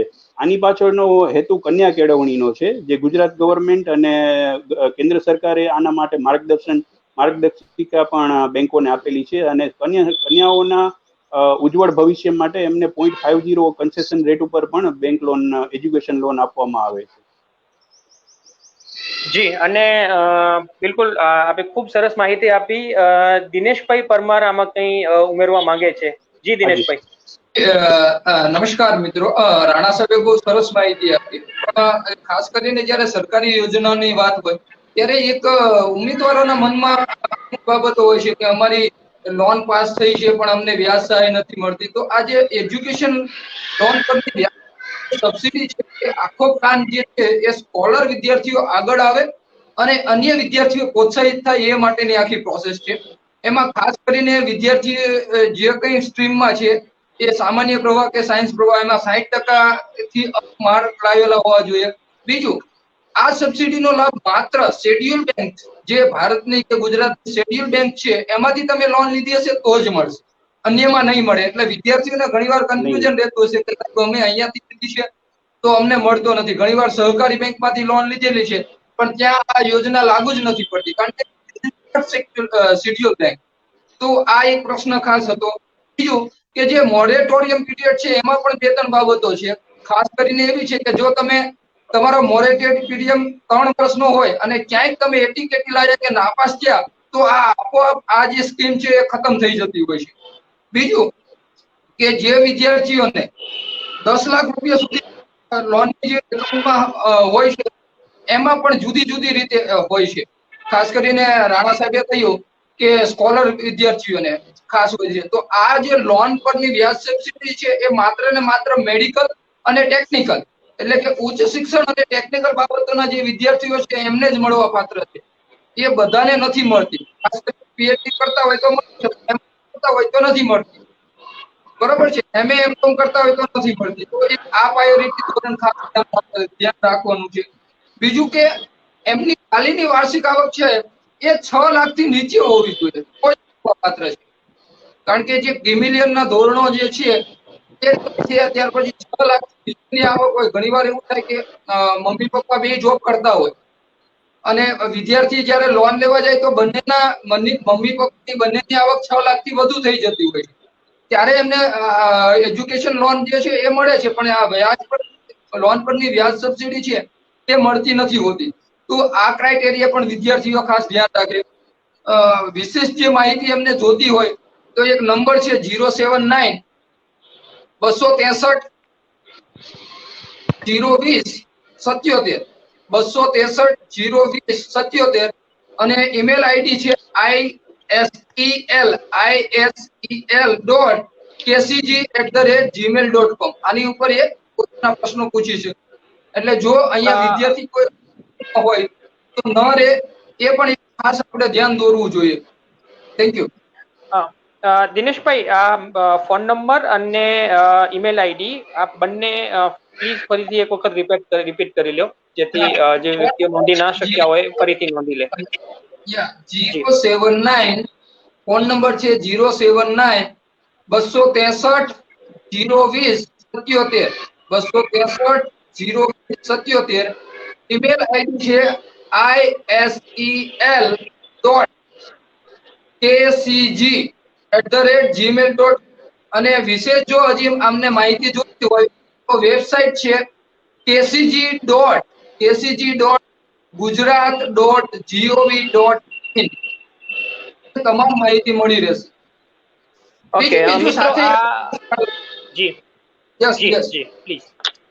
બીજું સાથે સાથે એક પ્રકાશ એ પાડું કે ઘણા વિદ્યાર્થીઓને સ્કોલર હોય તો એમને લોનની જરૂર જ નથી. કારણ કે મુખ્યમંત્રી યુવા સ્વાવલંબન યોજના કરીને એક આખી યોજના છે કે જે વિદ્યાર્થીઓ સામાન્ય પ્રવાહ અથવા તો સાયન્સ પ્રવાહમાં 80% થી વધારે ટકા લાવ્યા છે, 80% થી, ફરીથી રિપીટ કરું છું, 80% થી વધુ ટકાવારી લાવ્યા છે અને જે લોકો medical, dental, engineering, BBA, architect આવા પ્રોફેશનલ ફિલ્ડમાં જે લોકોએ એડમિશન લીધું છે એમને સરકાર દ્વારા પોતાની જે ટ્યુશન ફીસ છે એના 50% અને વધુમાં વધુ 2 લાખ રૂપિયા સુધીની સહાય એમને આપે છે. બીજું કે રહેવા જમવા માટેની જે જોગવાઈ છે એમાં પણ એમને દર મહિને 500 રૂપિયા જેવી રકમ સરકાર આપે છે અને પોતાના સાધન અને પુસ્તક સહાય માટે પણ 5000 રૂપિયા જેવી રકમ સહાય તરીકે આપે છે. એટલે આ 3 બાબતો ધ્યાને ઘણીવાર એવું થાય કે વિદ્યાર્થીઓ જો સ્કોલર છે તો એને લોન ને આગળ પોતાને બર્ડન રહેશે એ ચિંતામાં જીવવાની જરૂર નથી. એટલે આ 2 બાબતો ખાસ એટલા માટે કરવી પડે છે. ઘણીવાર શું છે કે વિદ્યાર્થીઓ શોર્ટ ઓફ ટર્મ પીરિયડ અને પોતાની જાણકારીના અભાવે એ લોકો પોતાને જે બેનિફિટ છે એનાથી વંચિત રહી જતા હોય છે. એના કારણે ઘણીવાર લોન લઈને એ લોકો લોન કઈ રીતે ભરશું, શું થશે આગળ, આવી ચિંતા બોજના કારણે પોતાને એજ્યુકેશનમાં સ્કોલર સ્કોર લાવી શકતા નથી. ત્યારે આ 2-3 બાબતો ખાસ એ ધ્યાન રાખવાની છે કે વિદ્યાર્થીઓ જ્યારે લોન લે અથવા તો જ્યારે લોન સેક્શન કરાવી રહ્યા છે ત્યારે ભવિષ્યમાં એમને જે પણ બર્ડન છે એ કઈ રીતે મિનિમાઇઝ કરી શકાય અને પોતાનું ફોકસ માત્ર ને માત્ર એજ્યુકેશન ઉપર આપી શકાય એ બાબતે આ બંને યોજનાની માહિતી આપણે અહીંયા શેર કરીએ છીએ. વિદ્યાર્થીઓ વધુ ને વધુ માહિતગાર થાય જેથી એનું એજ્યુકેશન ક્યાંય ઇન્ટરપ્રેટ ન થાય અને સારામાં સારું એજ્યુકેશન લેવા સાથે એ પોતાની ઉજ્જવળ કારકિર્દી બનાવી શકે. થેન્ક્સ. બિલકુલ થેન્ક યુ દિનેશભાઈ. મિત્રો, જે નોલેજ કન્સોર્ટિયમ ગુજરાત એની વેબસાઇટનો URL કમેન્ટ બોક્સમાં લખેલો છે અમે, અને સાથે જે દિનેશભાઈએ ફોન નંબર પણ જે કયા એ સંપર્ક નંબર પણ કમેન્ટ બોક્સમાં લખેલા છે, તમે ત્યાંથી જઈને એ લઈ શકો છો. હવે હું શબ્બીરભાઈ પાસે જઈશ અને શબ્બીરભાઈ, એજ્યુકેશન લોન વિશેની ચર્ચા આપણે પૂરું કરીએ એ પહેલા એજ્યુકેશન લોન ને લઈને જો કોઈ પ્રશ્ન આવ્યા હોય કમેન્ટ બોક્સમાં તો એ આપણે 1 બાય 1 લઈએ અને પછી આપણે અશરફભાઈ, હું એક નાનકડી વસ્તુ શેર કરી. જી પ્લીઝ. અશરફભાઈ, હું એક નાનકડી વસ્તુ શેર કરીશ. દિનેશભાઈએ ખૂબ જ સરસ માહિતી આપી છે. જે એમણે વાત કરી કે જે એજ્યુકેશન લોન જે શિડ્યુલ બેંક્સમાંથી જ તમારે લેવાની હોય છે અને તો જ એના ઉપર સબસિડી મળવા પાત્ર છે. તો આના માટે એક નાનકડી વિધિ કરવાની હોય છે. જે ગુજરાત ગવર્મેન્ટ અને government of India A education loan માટે એક પોર્ટલ બનાવેલું છે, વિદ્યાલક્ષ્મી પોર્ટલ. એટલે કોઈ પણ વ્યક્તિ જયારે એજ્યુકેશન લોનની અરજી કરવા માંગો છો તો તમારે જેમ આપણે મેલ આઈડી ક્રિએટ કરીએ છીએ એવી રીતે વિદ્યાલક્ષ્મી પોર્ટલ ગવર્મેન્ટ ઓફ ઇન્ડિયાનું પોર્ટલ છે. એના ઉપર આપણે એકવાર આપણું રજીસ્ટ્રેશન કરવાનું હોય છે અને આ રજીસ્ટ્રેશન થયા પછી તમે જે શિડ્યુલ બેંક્સ 12 બેંકો છે જે ભારતની, આમાંથી કોઈ પણ બેંકમાં તમે એની શાખા સાથે સિલેક્શન કરી શકો છો કે મારે મારી એજ્યુકેશન લોન આ શાખામાંથી લેવી છે. તો જેવું તમે આ પોર્ટલ ઉપર સક્સેસફુલ રજીસ્ટ્રેશન કરો છો એ બેંકને માહિતી મળી જાય છે. એમના રજીસ્ટર્ડ મેલ આઈડી ઉપર એક મેલ જતો રહે છે બ્રાન્ચને કે આ વ્યક્તિએ તમારા શાખામાં લોનની અરજી કરી છે અને ફર્ધર આગળની જે ઇન્ક્વાયરી છે બેંક પોતે એમના પાસે કોન્ટેક્ટ કરી અને એમને બ્રાન્ચમાં બોલાવશે અને ફર્ધર માહિતી પ્રોવાઈડ કરશે. તો જો આ માહિતી શેર કરવામાં આવે તો શું છે કે જે પોર્ટલમાં તમારે રજીસ્ટ્રેશન કરવાનું હોય છે એનાથી ખૂબ જ સહાયતા મળી રહે છે અને તમે ભારતની જે 11 બેંકો છે એની કોઈ પણ શાખામાં તમે લોનની અરજી કરી શકો છો. લોનની અરજી કરવા માટેની એક ક્રાઇટેરિયા એ પણ હોય છે કે જે કાં તો તમારી લોનની અરજી જે છે તમારા પરમનન્ટ એડ્રેસની બાજુની કોઈ બ્રાન્ચ હોય ત્યાં તમે કરી શકો, અથવા તમે માનો અમદાવાદમાં ભણવા જાઓ છો તો અમદાવાદમાં વસ્ત્રાપુર એરિયામાં જો તમારી કોલેજ છે તો એની બાજુની કોઈ પણ શાખામાંથી તમારી લોનની અરજી પાસ કરી શકાય છે. આના સિવાય જો કોઈ તમે દૂરના એરિયામાં જો લોનની અરજી કરો છો તો એ રિજેક્શનના ચાન્સીસ છે. કારણ કે જે લોનની અરજી જે પાસ થાય છે એ કાં તો તમારા પરમનન્ટ એડ્રેસની બાજુની બ્રાન્ચ હોવી જોઈએ અથવા જ્યાં તમારું ઇન્સ્ટિટ્યૂટ લોકેટેડ છે ત્યાંની નિયર બાય બ્રાન્ચ હોવી જોઈએ. અને આના માટેની માહિતી તમે વિદ્યાલક્ષ્મી પોર્ટલમાં અરજી કરી અને લઈ શકો છો. Thank you. જી બિલકુલ, થેન્ક યુ દુષ્યંતસિંહભાઈ. હવે આપણે એજ્યુકેશન લોન વિશેના જે કમેન્ટ બોક્સમાં બાકીના જે પ્રશ્નો આવ્યા છે એ 1 બાય 1 લેતા જઈએ. શબીરભાઈ, એક પ્રશ્ન છે અલ્તાફભાઈ સમાનો. જી શબીરભાઈ. લાસ્ટ યર ની લોન લેવી હોય તો લઈ શકાય એવું પૂછી રહ્યા છે અલ્તાફભાઈ. તો દુષ્યંત સર પ્લીઝ એમને ગાઈડ કરજો કે લાસ્ટ યર માટે એજ્યુકેશન લોન મળી શકે, એસવાય અને બિલકુલ એફવાય માં મળી શકે છે, બિલકુલ મળી શકે છે. અને એના માટે તમારે તમારા જે એજ્યુકેશનલ સર્ટિફિકેટ્સ જે છે એ બેંકમાં રજૂ કરવાના હોય છે, અને ફી સ્ટ્રક્ચર તમારે એ જેટલા વર્ષનો કોર્સ છે એનો પૂરો લેવો પડશે. પણ બેંક ફાઇનાન્સ તમને જે થર્ડ યરની ફીસ હશે એની અગેન્સ્ટમાં જ મળી શકશે. આગલા વર્ષની જે ફી તમે પે કરી દીધી છે એનું રિમ્બર્સમેન્ટ નહીં મળી શકે. બાકી જે ફાઇનલ યરની ફી છે એના અગેન્સ્ટ માટે તમે એજ્યુકેશન લોન લઈ શકો છો. Okay ji sir. Next question please. Next question છે, હાલના સમયમાં બેન્કિંગ ક્ષેત્રે આઈટી એટલે કે ઇન્ફોર્મેશન ટેકનોલોજી સેક્ટર ખાતે ઉપલબ્ધ તકો વિશે માહિતી આપશો, એવું રફીકભાઈ મેમણ પૂછી રહ્યા છે. તો આપણે સ્મિત સરને રિક્વેસ્ટ કરશું કે સ્મિત સર આ બાબતે આપણા વ્યુઅર્સને ગાઈડ કરજો કે બેન્કિંગ ક્ષેત્રમાં ઇન્ફોર્મેશન ટેકનોલોજી સેક્ટર માટે કઈ કઈ જોબ અવેલેબલ છે. સ્મિત સર, ઓવર ટુ યુ. હા, આઈટી સેક્ટરની અંદર બે વસ્તુ આવે છે. એક તો આપણે કોમ્પ્યુટર એન્જિનિયરિંગ આઈટી એમસીએ કરેલું હોય તો બે પ્રકારની તકો આપણી પાસે રહેલી છે. એક જનરલ ઓફિસર અને ક્લાર્કમાં તો અપ્લાય કરી જ શકાય છે. એના સાથે આઈટી સ્પેશિયલાઇઝ ઓફિસરની જે મેં વાત કરી એમાં પણ અપ્લાય કરી શકાય છે. 11 બેંકો જે આપણી નેશનલાઇઝ બેંકો છે એ બેંકોની અંદર વિવિધ જગ્યાની રિજનલ ઓફિસ હોય છે, એમની ઝોનલ ઓફિસ હોય છે, એમની હેડ ઓફિસ હોય છે. આ બધી જ જગ્યાએ આઈટી ઓફિસર અવેલેબલ હોય છે, આપવામાં આવે છે. આ બધી જગ્યાએ ઘણી બધી સારી તકો રહેલી છે. તેના ઉપરાંત તમે સામાન્ય ઓફિસરમાં પણ આનામાં અપ્લાય કરી શકો છો. આઈટી ક્ષેત્રની ઘણી બધી નોકરીઓ આવેલી છે આની અંદર, બેંકની અંદર. તે સ્પેશિયલાઇઝ આઈટી ઓફિસર તરીકે કહેવાય છે. અને આની અંદર દરેક રિજિયનમાં, દરેક ઝોનલમાં લગભગ 2 આઈટી ઓફિસર જેટલા હોય છે. જી જી શબીરભાઈ. અશરફભાઈ, હા, હવે હાલ તો આપણે બધા ક્વેશ્ચન કવર કરી લીધા છે. તો વળી કોમેન્ટ બોક્સમાં કોઈ ક્વેશ્ચન્સ આવશે એટલે ફરીથી આપણે એને ચર્ચામાં લેશું. તો અશરફભાઈ, આપણે આપણા પ્રોગ્રામને આગળ વધારીએ. Over to you Ashrafbhai.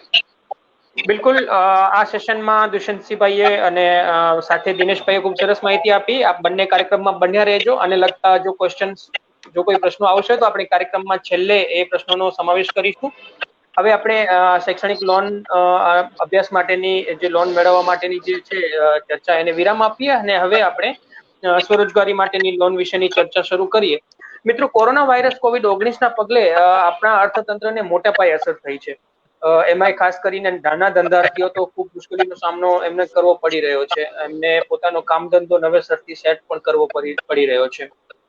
પોતાનું રોજગાર ઊભું કરવા માટે આવામાં જો કોઈ લોન પ્રાપ્ત થાય તો ખૂબ જ એમને રાહત મળી શકે છે. તો આ વિશે સરકારની પણ કેટલીક યોજનાઓ પહેલેથી અવેલેબલ પણ હતી અને નવી આ સંજોગોમાં COVID-19 ની સિચ્યુએશનમાં કેટલીક નવી સરકારની યોજનાઓ પણ આવી છે. તો આ વિશે વાતચીત કરવા માટે હું શ્રી જયરાજ રાઠોડ સર પાસે જઈશ, અને જેઓ બરોડા ગુજરાત ગ્રામીણ બેંક ભુજ કચ્છ શાખાના રિજનલ મેનેજર છે. સર, મારો પહેલો પ્રશ્ન આપને એ છે કે ધંધાકીય ક્ષેત્રે પ્રાપ્ત થતી બેંક લોન વિશે આપ પહેલા એ માહિતી, આપણે બેઝિક માહિતી આપીએ, પછી એના વિશે આપણે આગળ ડિટેલમાં ચર્ચા કરીએ.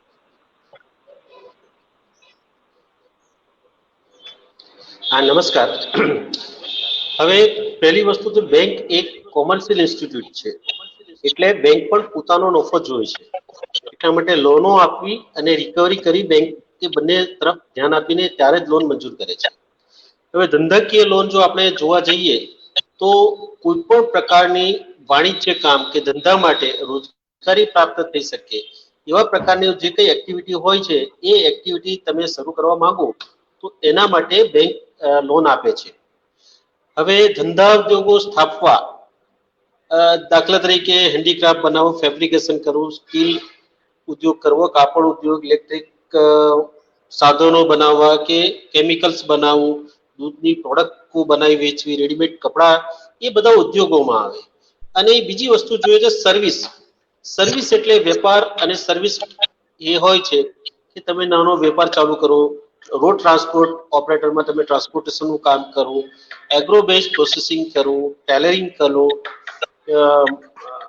હોસ્પિટલ અને ડોક્ટરનો વ્યવસાય છે, બ્યુટી પાર્લર છે, એ પ્રકારના તમામ જે ધંધા છે કે જેમાંથી તમે નફો પ્રાપ્ત કરી તમારી રોજગારી ઊભી કરી શકો અને બેંક પાસે લોન લઈને બેંકના હપ્તા ભરી શકો તેવી પ્રવૃત્તિઓ માટે બેંક ધંધાકીય લોન આપે છે. હવે આ ધંધાકીય લોન જે છે એ બે રીતે અપાય છે. એક તો ટૂંકી મુદતની લોન અથવા તો આપણે એને વર્કિંગ કેપિટલ કહીએ છીએ, અને બીજી છે કે મુદતની લોન અથવા તો લોંગ ટર્મ સમય માટે આપણે લોન આપી શકીએ છીએ. હવે આપણે જ્યારે લોન તમે લેવા માંગો છો તો એનું એસેસમેન્ટ બેંક કરે છે. બેંકના ઓફિસરો તમારી અરજી મળ્યા પછી એનું એસેસમેન્ટ કરે છે અને તમારી જે રિક્વાયરમેન્ટ છે એ જસ્ટિફાઈ થાય તે પ્રમાણે તેની લોન આપે છે. તો આ જે કેશ ક્રેડિટ જે છે એ 12 મહિના માટે હોય છે અને દર વર્ષે તમારે એને રિન્યુ કરવી હોય છે. અને જે રીતે ટર્મ લોન હોય છે એ ટર્મ લોન એવી હોય છે કે જે તમારો કોઈ પણ ધંધો સ્થાપો કે કોઈ પણ વ્યવસાય કરો એમાં જે તમારી આવક થાય એ આવક માટે તમે ટર્મ લોન લીધી હોય છે કે જે ઇન્વેસ્ટમેન્ટ ઇક્વિપમેન્ટ માટે હોય છે. તો એની જે કંઈક તમારી આવક થાય એ ભરપાઈ તમે 3 વર્ષ 5 વર્ષ 8 વર્ષ સુધીમાં કરી શકો એ પ્રમાણે તમને ધિરાણ કરવામાં આવે છે. જી હાજી જી બિલકુલ સર. જો આપણે પ્રોસેસની વાત કરીએ તો વ્યવસાયિક લોન મેળવવા માટેની પ્રક્રિયા કઈ રીતની હોય છે એ વિશે જણાવો. હા, વ્યવસાયિક લોન જે હોય છે અત્યાર સુધી જે હતું એમાં ઘણો ફેરફાર આવ્યો છે. હવે પહેલી તમે ધિરાણ માટે કોઈ પણ બેંકનો એપ્રોચ કરો તો તમારું સિબિલ ચેક કરવો હોય છે. તો સિબિલ એ એક એવું હોય છે કે તમે કોઈ પણ પ્રકારની ભૂતકાળમાં લોન લીધી છે એનું હિસ્ટ્રી આવે છે, અથવા તમે લોન ના લીધી હોય તો પણ એ સિબિલ પોર્ટલ પરથી તમારું જે કેવાયસી નાખીને સિબિલ આવે છે. તો એમાંથી પ્રથમ બેંક જે છે સિબિલ ચેક કરે તો તમારો પાસ્ટ રેકોર્ડ જોયા પછી ના ડિસિઝનો લે છે. બીજી વસ્તુ એ છે કે દરેક સ્કીમ જે છે દરેક હેતુ માટેની અલગ અલગ સ્કોર રાખ્યા હોય છે. એમાં તમારે એ સ્કોર પ્રમાણે તમારું રેટિંગ થાય છે. અને જ્યારે તમે ધંધાકીય લોન લેવા માટે બેંકનો કોન્ટેક્ટ કરો છો તો પહેલી વસ્તુ એ છે કે તમે તમારો કયો ધંધો કરવા માંગો છો, કયો સર્વિસ સેક્ટર માટે કામ કરવા માંગો છો અને ક્યાં કરવા માંગો છો તે તમારે આપવાનું હોય છે. બીજી વસ્તુ એ છે કે એનું દરેક બેંક પાસે દરેક હેતુ વાઇઝ પ્રિસ્ક્રાઇબ ફોર્મેટ હોય છે. એ પ્રિસ્ક્રાઇબ ફોર્મેટમાં તમારી એપ્લિકેશન તમારે રજૂ કરવાની હોય છે. આ એપ્લિકેશનો રજૂ કરી અને એની સાથે તમારે જે કંઈક એને જરૂરી કાગળો ધંધાને લગતા કે તમારો એક્સપિરિયન્સને લગતા કે જે કંઈક એ જે તે સ્કીમ પ્રમાણે જે કંઈક તમારે પેપર્સો આપવાના હોય છે આપી અને બેંકમાં એપ્લિકેશન સબમિટ કરવાની હોય છે.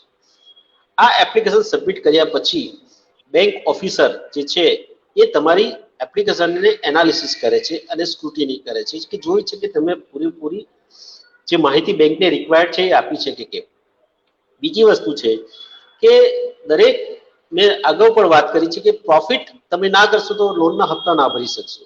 એટલે એ પણ ખાસ જોવામાં આવે છે કે ભાઈ તમે જે કે ધંધો કરવા માટે માંગો છો એ તમે એક નાનો પ્રોજેક્ટ ટાઈપનો હોય છે કે હું આ ધંધો કરવા માંગુ છું, મારી આટલો ખર્ચો થશે, આટલી હું બેંક લોન લઈશ, આટલી મારી પોતાની મૂડી છે અને દર વર્ષે મને આટલો આવક થશે, આવકમાંથી મારા હપ્તા વ્યાજ અથવા બીજો ખર્ચો કરીને જે પ્રોફિટ રહેશે એમાંથી હું હપ્તા ભરી શકીશ. તો જ્યારે બેંક આ બધી વસ્તુઓથી સેટિસ્ફાઈ થાય ત્યારે એ અરજીઓને કન્સિડર કરે છે. જી સર, જો આપણે એલિજિબિલિટીની વાત કરીએ તો વ્યવસાયિક બેંક લોન મેળવવા માટેની પાત્રતાઓ એના નિયમો કઈ રીતના હોય છે એ વિશે પણ જણાવો.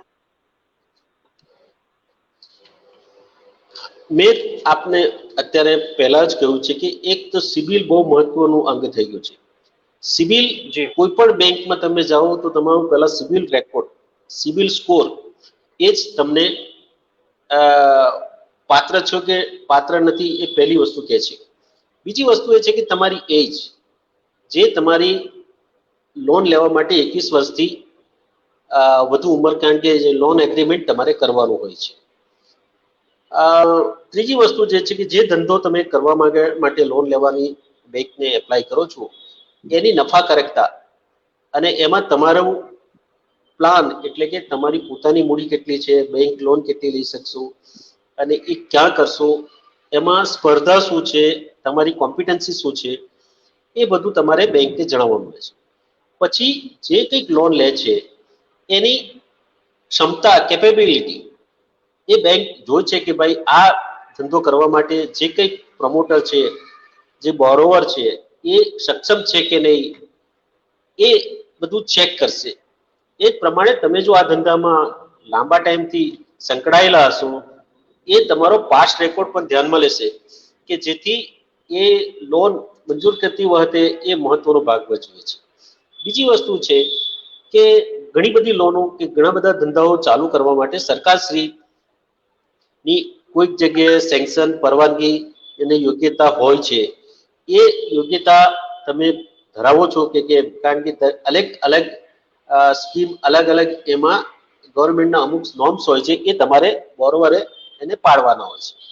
બીજી વસ્તુ હોય છે કે તમે જ્યારે લોન લેવા માટે પ્રયત્ન કરો છો ત્યારે બે વસ્તુ છે કે તમારું ધંધાનું સ્થળ અથવા તો તમારું રેસિડન્સ, એ જે છે, જે બેંક બ્રાન્ચની નજીક હશે એ પ્રિફર કરશે કે તમારે તમને લોન આપી શકશે. કારણ કે તમે દૂર રહેતા હશે અને કોઈ બીજી બેંકમાં એપ્રોચ કર્યો હશે તો એ બેંક તમારું એકાઉન્ટ કે તમારું લોન મોનિટરિંગ કરવા મુશ્કેલી પડે છે.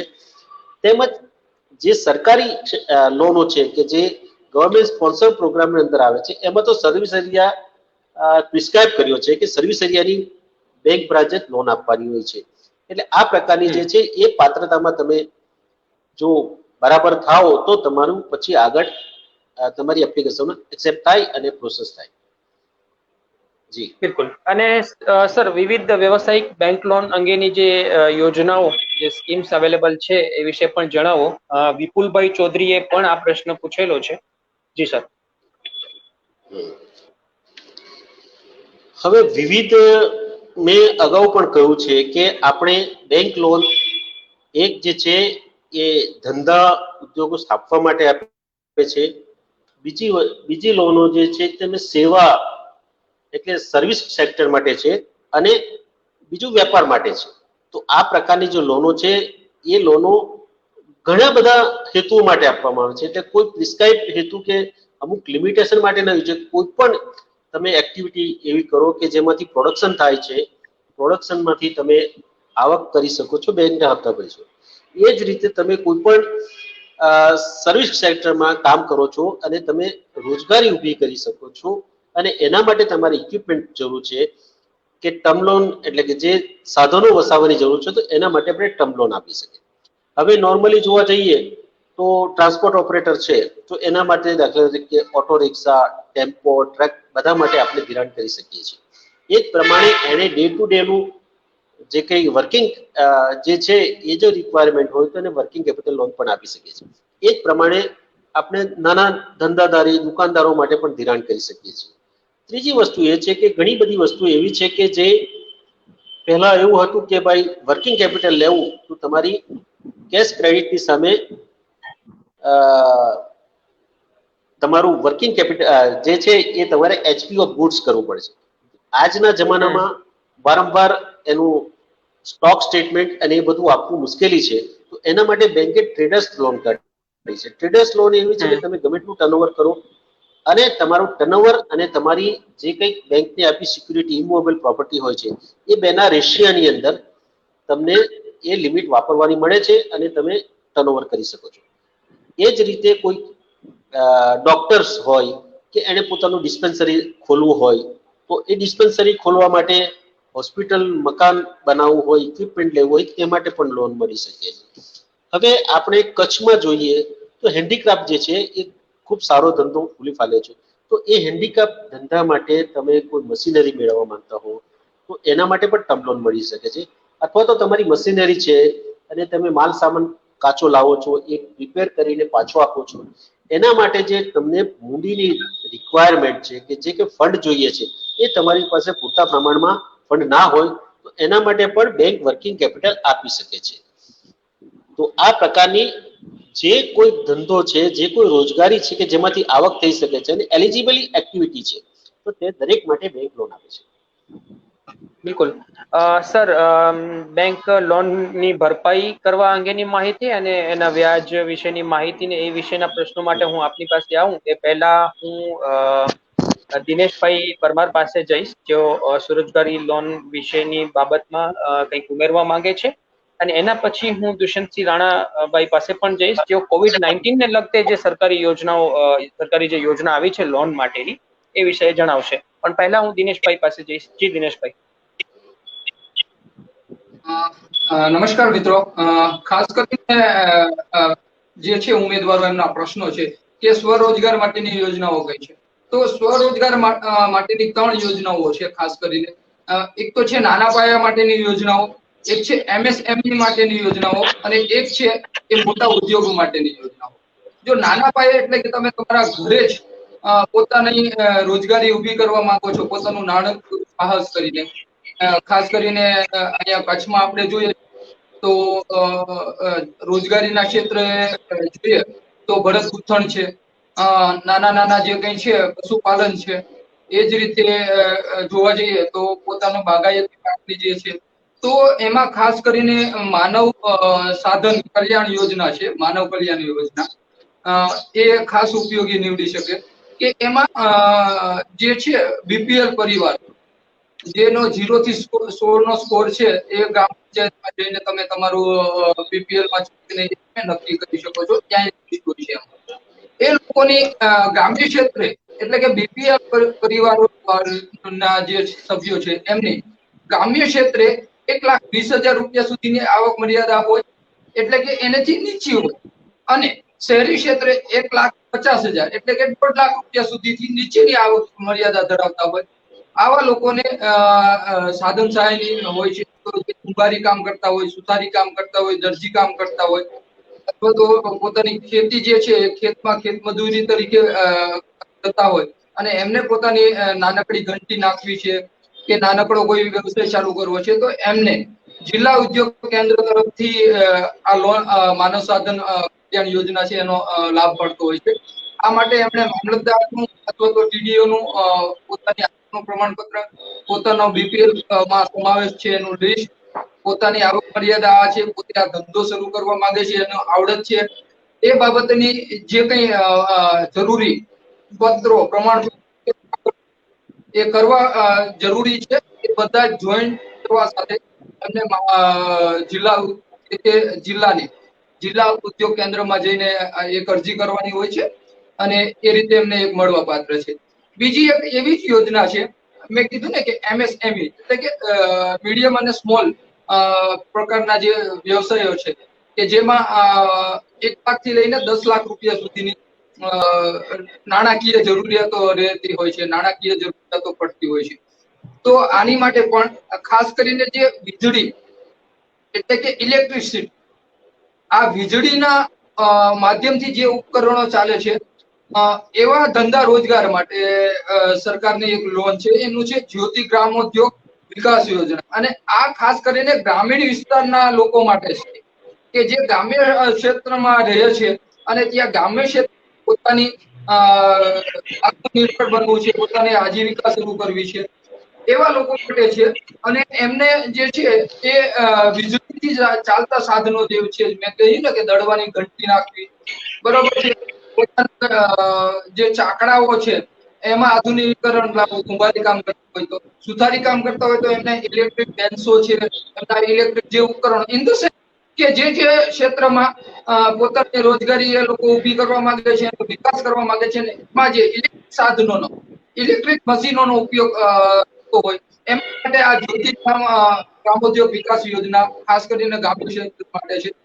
અને એમાં પણ જે BPL કેટેગરી છે, જે SC ST કેટેગરી છે અને ખાસ કરીને સામાજિક શૈક્ષણિક પછાત વર્ગના છે, એ લોકો માટે જુદી જુદી સબસિડી મળવા પાત્ર છે.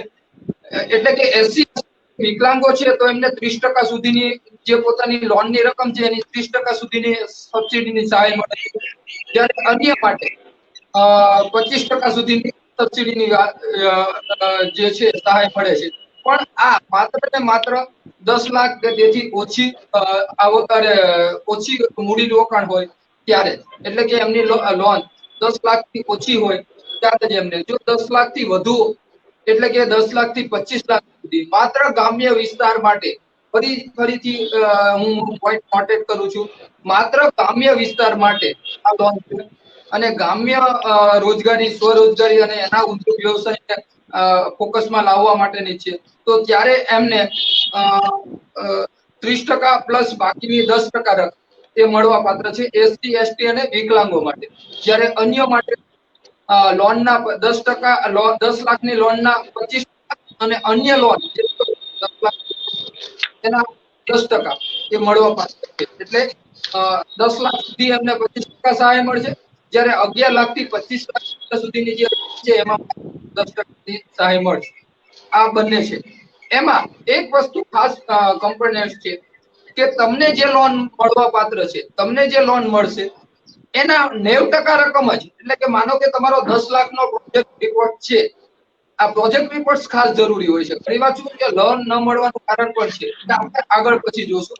તો પ્રોજેક્ટ રિપોર્ટ છે એના મૂળ રકમના 90% સુધીની રકમ જ તમને મળવા પાત્ર છે. એટલે તમારી લોન, માનો કે તમારે 100 રૂપિયાનો ખર્ચ, સોરી 5 લાખનો ખર્ચ કે 1 લાખનો ખર્ચ થાય છે, તો તમને એની 90% સુધીની રકમ જ લોન તરફ મળવા પાત્ર છે. એટલે આ એક ખાસ ધ્યાન રાખવું. બીજી એવી જ એક જે છે, બીજી એવી લોન છે ખાસ કરીને વડાપ્રધાન રોજગાર સર્જન કાર્યક્રમ, જેને PMEGP કહે છે, PMEGP. આ બેંકેબલ યોજના જે બંધ થઈ છે અથવા તો એને અત્યારે થોડી બંધ કરવામાં આવી છે, એના કારણે નવી વડાપ્રધાન રોજગાર સર્જન યોજના છે. એમાં પણ મહત્તમ ઉત્પાદન ક્ષેત્ર છે એને 25 લાખ રૂપિયા સુધી, અને સર્વિસ સેક્ટર એટલે કે તમે કોઈને સેવા આપવા માંગો છો તો એવું ક્ષેત્ર શરૂ કરવા માંગો છો ત્યારે 10 લાખ રૂપિયા સુધી તમારી લોન મંજૂર થતી હોય છે. એમાં પણ શૈક્ષણિક લાયકાત છે કે 10 લાખ રૂપિયા સુધી જે લોન હોય તો એમાં ઓછામાં ઓછું 8 ધોરણ ભણેલા હોવા જોઈએ. જ્યારે 25 લાખ રૂપિયા સુધીની લોન છે એમાં તમે 12મું પાસ ફરજિયાત હોવું જોઈએ. તો આ બધા જે ક્રાઇટેરિયા છે એમાં પણ શહેરી વિસ્તાર અને ગ્રામ્ય વિસ્તારને સબસિડીની જુદી જુદી મળે છે. શહેરી વિસ્તાર હોય 15% સુધી સબસિડી મળે છે, જ્યારે ગ્રામીણ ક્ષેત્ર છે એમાં 25% સબસિડી મળે છે. એ જ રીતે એસસી, એસટી, માજી સૈનિકો, હું ઝડપથી પૂરું કરીશ. માજી સૈનિકો છે એટલે થોડું ધ્યાન રાખજો. માજી સૈનિકો છે, વિકલાંગો છે, એમને ગ્રામ્ય વિસ્તાર માટે 25% અને શહેરી વિસ્તાર માટે 25% અને ગ્રામ્ય વિસ્તાર માટે 35% સુધીની સબસિડી મળે છે. પણ એની માટે મેં તમને કહ્યું આગળ આપણે આની ઉપર કઈ રીતે બનાવવો, કઈ રીતના કાગળો રજૂ કરવા પડશે, બેંક ગેરંટી આપવાના છે તો કેવા કેવા આપવા જોઈએ, ક્યાં ક્યાં લોન સેક્શન નથી થતી એ આપણે આગળ જોશું. પણ આ એક ખાસ સરકારી યોજનાઓ જ્યારે છે ત્યારે હું આની પર ફોકસ પાડીશ. Thank you. બિલકુલ, આપણે ક્યારેક વિસ્તારમાં પણ આ વિશે ચર્ચા કરીશું ડેડિકેટલી. હવે હું દુષ્યંતસિંહ રાણાભાઈ પાસે જઈશ. દુષ્યંતસિંહભાઈ, COVID-19 ની પરિસ્થિતિને લઈને જે નાના ધંધાર્થીઓ માટે સરકારશ્રીની યોજના આવી છે એ વિશે આપ શું કહેવા માંગો છો? જી, આ કોરોના પીરિયડમાં જેમ આપણે સૌ જાણીએ છીએ કે લોકડાઉનમાં માણસોના ધંધા રોજગાર બધું બંધ કરાવી દીધું હતું, અને જે જરૂરી પણ હતું. હવે આમાં જે ગવર્મેન્ટે ખૂબ જ મોટી રાહત આપી છે નાના ધંધાર્થીઓને. જે એક્ઝિસ્ટિંગ ક્રેડિટ લિમિટ ફેસિલિટીઝ બેંકોમાંથી કોઈ પણ ધંધાર્થીએ લીધેલી હતી, એમને 20% સુધીની લોન, માનો 10 લાખની એમની વર્કિંગ કેપિટલ લિમિટ હતી તો એમને 2 લાખ રૂપિયાની ઇમિડિયેટ સહાય બધા ધંધાર્થીઓને, જેની ક્રેડિટ ફેસિલિટી ઓલરેડી બેંકોમાંથી લીધેલી હતી એમને 20% સુધીની સહાય બેંકો દ્વારા અલગથી આપવામાં આવી છે. અને જે 20% નવી લોન એમને આપવામાં આવી છે, ફુલ્લી એન્શ્યોર્ડ, ગવર્મેન્ટે પોતાની ગેરંટી આપી છે, જેને guarantee emergency credit line facility નામ આપવામાં આવ્યું છે. અને પૂરી રીતે ગવર્મેન્ટે આની ગેરંટી લીધેલી છે કે જો આ 20% લોન જે તમે એડિશનલ એક્ઝિસ્ટિંગ કસ્ટમર્સને આપો છો એમાં એ રીપેમેન્ટ નથી આપી શકતા, તો એની પૂરેપૂરી સિક્યુરિટી ગવર્મેન્ટે લીધેલી છે. તો ગવર્મેન્ટ ઓફ ઇન્ડિયાએ આ ખૂબ જ ઉત્સાહજનક નાના ધંધાર્થીઓને લાભકારક એક નિર્ણય લીધો હતો, અને એની બેનિફિટ જે છે અમે નાના ધંધાર્થીઓને પ્રોવાઈડ પણ કરીએ છીએ. હાલમાં જ એક પ્રધાનમંત્રી સ્વનિધિ યોજના નવી લોન્ચ થઈ છે, જે શહેરી ફેરિયાઓ છે એમના માટે આ યોજના છે. એમને 10,000 રૂપિયા સુધીની ઇમિડિયેટ સહાય જો એમનું બેંક લોન એકાઉન્ટ જે પણ જે તે શાખામાં છે ત્યાંથી એમને મળવાપાત્ર છે. અને આ 10,000 રૂપિયા જે છે 12 મહિનામાં રીપે કરવાના રહેશે. તો નાના ફેરિયાઓ જે શાકભાજી વેચવા વાળા છે, જે સ્ટ્રીટ વેન્ડર્સ છે, જે આપણા ફૂટપાથ ઉપર બેસીને નાનો વ્યવસાય કરવા વાળા વ્યક્તિઓ છે, એમના માટેની આ યોજના છે. આના સિવાય પણ ગવર્મેન્ટે ઓલરેડી પાસ્ટમાં જે મુદ્રા યોજના લોન્ચ કરેલી હતી એમાં રૂપિયા 50,000 થી કરી અને 10,000 સુધીની લોન કોઈ પણ વ્યક્તિ લઈ શકે છે. એને અલગ અલગ સેટ ક્રાઇટેરિયાસ છે જે તમે ફૂલફિલ કરો છો તો જ લોન તમને મળવાપાત્ર છે. તેમાં શિશુ, તરુણ, આવી રીતે ત્રણ કિશોર, આવી રીતે 3 કેટેગરી આપવામાં આવી, જેમાં શિશુમાં તમે 50,000 સુધીની લોન લઈ શકો છો, તરુણમાં તમે 2 લાખ સુધીની લોન લઈ શકો છો અને કિશોરમાં તમને 10 લાખ રૂપિયા સુધીની લોન મળવાપાત્ર છે. પણ જેમ જયરાજ સરે પણ માહિતી આપી હતી કે લોન મળવાપાત્ર છે, પણ એના માટેની જે એલિજિબિલિટી ક્રાઇટેરિયા છે એમાં જો તમારી અરજી ફિટ બેસે તો જ તમને લોન મળવાપાત્ર છે. અને કોવિડ એરાની જો આપણે વાત કરીએ તો ગુજરાત ગવર્મેન્ટે પણ એક બહુ સરસ પગલું આના માટે લીધું હતું, જેની જવાબદારી કોઓપરેટિવ બેંકો ઉપર આપવામાં આવી હતી કે 1 લાખ રૂપિયા સુધીની લોન રાહત વ્યાજ દરે 2% મામૂલી વ્યાજ દરે તમને મળવાપાત્ર છે, જેમાં 12 મહિના તમારે ઇન્સ્ટોલમેન્ટ રીપે નથી કરવાનું. જે ઇન્સ્ટોલમેન્ટ રીપેમેન્ટ છે આફ્ટર 12 મંથ તમારે કરવાનું રહે છે. પાછળથી એની લોનની રકમ 1 લાખથી વધારી અને 2 લાખ રૂપિયા પણ કરવામાં આવી છે.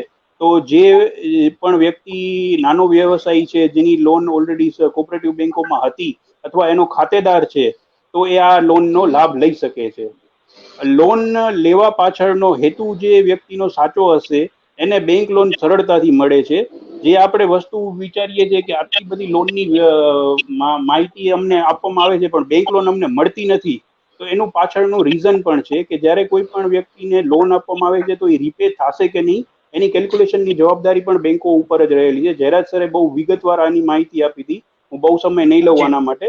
પણ જે એસેસમેન્ટ ક્રાઇટેરિયા બેંકોને ગવર્મેન્ટ તરફથી આપવામાં આવ્યો હોય છે, બેંક લોનની જ્યારે પણ તમે અરજી કરો તો એ ક્રાઇટેરિયામાં જો તમે ફિટ બેસો તો જ લોન તમને મળવાપાત્ર છે. માહિતી આપણે આપી શકીએ છીએ, પણ જે વ્યક્તિ સાચો લાભાર્થી છે એ જ આ લોનનો લાભ લઈ શકશે. ધન્યવાદ. બિલકુલ જી દુષ્યંતસિંહભાઈ અને Dineshbhai, thank you so much. તમે ખૂબ અગત્યની માહિતીઓ ઉમેરી. હવે હું ફરીથી જયરાજ સર પાસે જઈશ. જયરાજ સર, વ્યવસાયિક બેંક લોન ની ભરપાઈ કેવી રીતે અને ક્યારે કરવાની થાય છે એ અંગે માહિતી આપો. કોવિડ એરા અંગેની જે યોજનાઓ, જે બેંક લોન છે એ વિશે દુષ્યંતસિંહભાઈએ જણાવ્યું. પણ રૂટીન જે બેંક લોન આપણે લેતા હોઈએ છીએ અલગ અલગ વ્યવસાયો માટે, એની ભરપાઈ ક્યારે અને કેવી રીતે કરવાની હોય છે એ વિશે જણાવો. હા, મેં અગાઉ પણ કહ્યું હતું કે લોન 2 પ્રકારની છે. એક વર્કિંગ કેપિટલ પ્રકારની છે, એક ટર્મ લોન છે. વર્કિંગ કેપિટલ જે છે 12 મહિને રિન્યુ થાય છે. તમારો ધંધો ચાલુ હોય ને તમને વર્કિંગ કેપિટલની જરૂરિયાત હોય તો તમને એ લોનો જે છે એમાં તમે ટર્નઓવર કરો છો અને દર 12 મહિને તમને રિન્યુ થાય. મતલબ કે તમારો ધંધો જ્યાં સુધી ચાલે છે ત્યાં સુધી તમારું વર્કિંગ કેપિટલ એલિજિબિલિટી ક્રાઇટેરિયામાં આવતું હોય તો તમને મળી શકે છે. બીજી વસ્તુ થઈ ટર્મ લોન, એટલે તમે ઇક્વિપમેન્ટ કે કઈ સ્થાયી વસ્તુ ધંધા માટે ખરીદવા માંગો છો અને લોન લીધી છે, તો એના માટે 3 વર્ષથી 9 વર્ષના ગાળા દરમિયાન બેંક એક BSR ગણે છે કે એ તમારામાંથી આવક કેટલી થશે, તમારો ખર્ચ કેટલો થશે, તમે બેંક લોન ઇન્ટરેસ્ટ કેટલું ભરી શકશો, એ પ્રમાણે તમારો જે રીપેમેન્ટનો પિરિયડ છે એ લાંબો ટૂંકો થઈ શકે છે. તો નોર્મલી એમ કહેવામાં છે કે ધંધાદારી લોનમાં 3 થી 9 વર્ષનો પિરિયડ હોય છે. બહુ મોટા ધંધા ઉદ્યોગો માટે કદાચ સ્પેશિયલ કેસોમાં વધારે થાય છે. બીજી વસ્તુ કે સ્ટાર્ટ ક્યારથી થાય છે. ખરેખર આપણે લોન આપીએ છીએ ધંધો શરૂઆત કરવા માટે. ઘણા બધા પ્રોજેક્ટ એવા હોય છે કે 6 મહિના પછી એનું યુનિટ વર્કિંગમાં આવે છે. 6 મહિના પછી આવ્યા પછી બી તમારી પાસે કેશ એક્રુઅલ 2 મહિના પછી આવે છે. તો એ પિરિયડ જે છે તમારો મોરેટોરિયમમાં આવે છે. અને જ્યારે તમારી પાસે કેશ ખરેખર આવે છે પ્રમોટર પાસે, બોરોવર પાસે, ત્યારથી તમારો રિપેમેન્ટ પિરિયડ ચાલુ કરવાનો હોય છે. તો એ જે છે ઇન્ડિવિજ્યુઅલી ધંધા ટુ ધંધા, બોરોવર ટુ બોરોવર અલગ હોય છે. અને મોરેટોરિયમ પિરિયડમાં તમારે ઇન્ટરેસ્ટ ભરવાનો છે. જ્યારે તમારો મોરેટોરિયમ પિરિયડ પૂરો થયો ત્યાર પછી તમારે ઇન્સ્ટોલમેન્ટ ઇન્ટરેસ્ટ સાથે ભરવાનો છે. ઘણી લોનો એવી હોય છે કે EMI-માં આવે છે કે એ EMI એવો હોય છે કે એમાં ઇન્ટરેસ્ટ અને પ્રિન્સિપાલ એક સરખો આવે છે. જ્યારે ઘણી લોનો એવી છે કે તમારે પ્રિન્સિપલનો હપ્તો એક સરખો આવે છે અને ઇન્ટરેસ્ટ અલગથી આવે છે. એટલે શરૂઆતમાં તમારે વધારે મોટો ઇન્સ્ટોલમેન્ટ આવે, ધીમે ધીમે તમારો ઓછો થતો જાય. જ્યારે ઈએમઆઈ એક એવો છે કે તમે જેટલા પીરિયડ માટે લોન લીધી છે, ખાસ કરીને પર્સનલ લોન, હાઉસિંગ લોન, એની અંદર ઈએમઆઈ આવે છે. છતાં પણ કોઈ ધંધક માટે પણ ઘણી બેંકો ઈએમઆઈ મંજૂર કરે છે. તો એ પ્રકારે તમે એનો રીપેમેન્ટ કરી શકો છો. બિલકુલ સર. અને છેલ્લો પ્રશ્ન એ છે કે વ્યવસાયિક લોન પર જે વ્યાજનું અંતર કેટલું રહે છે? આઈ થિંક આપે શરૂઆતમાં થોડી એની વિશે માહિતી આપેલી જ છે. સાથે જે સરકાર તરફથી કોઈ પણ પ્રકારની જે સબસિડી વ્યાજ પર મળે છે કે નહીં, એના વિશે પણ માહિતી આપો.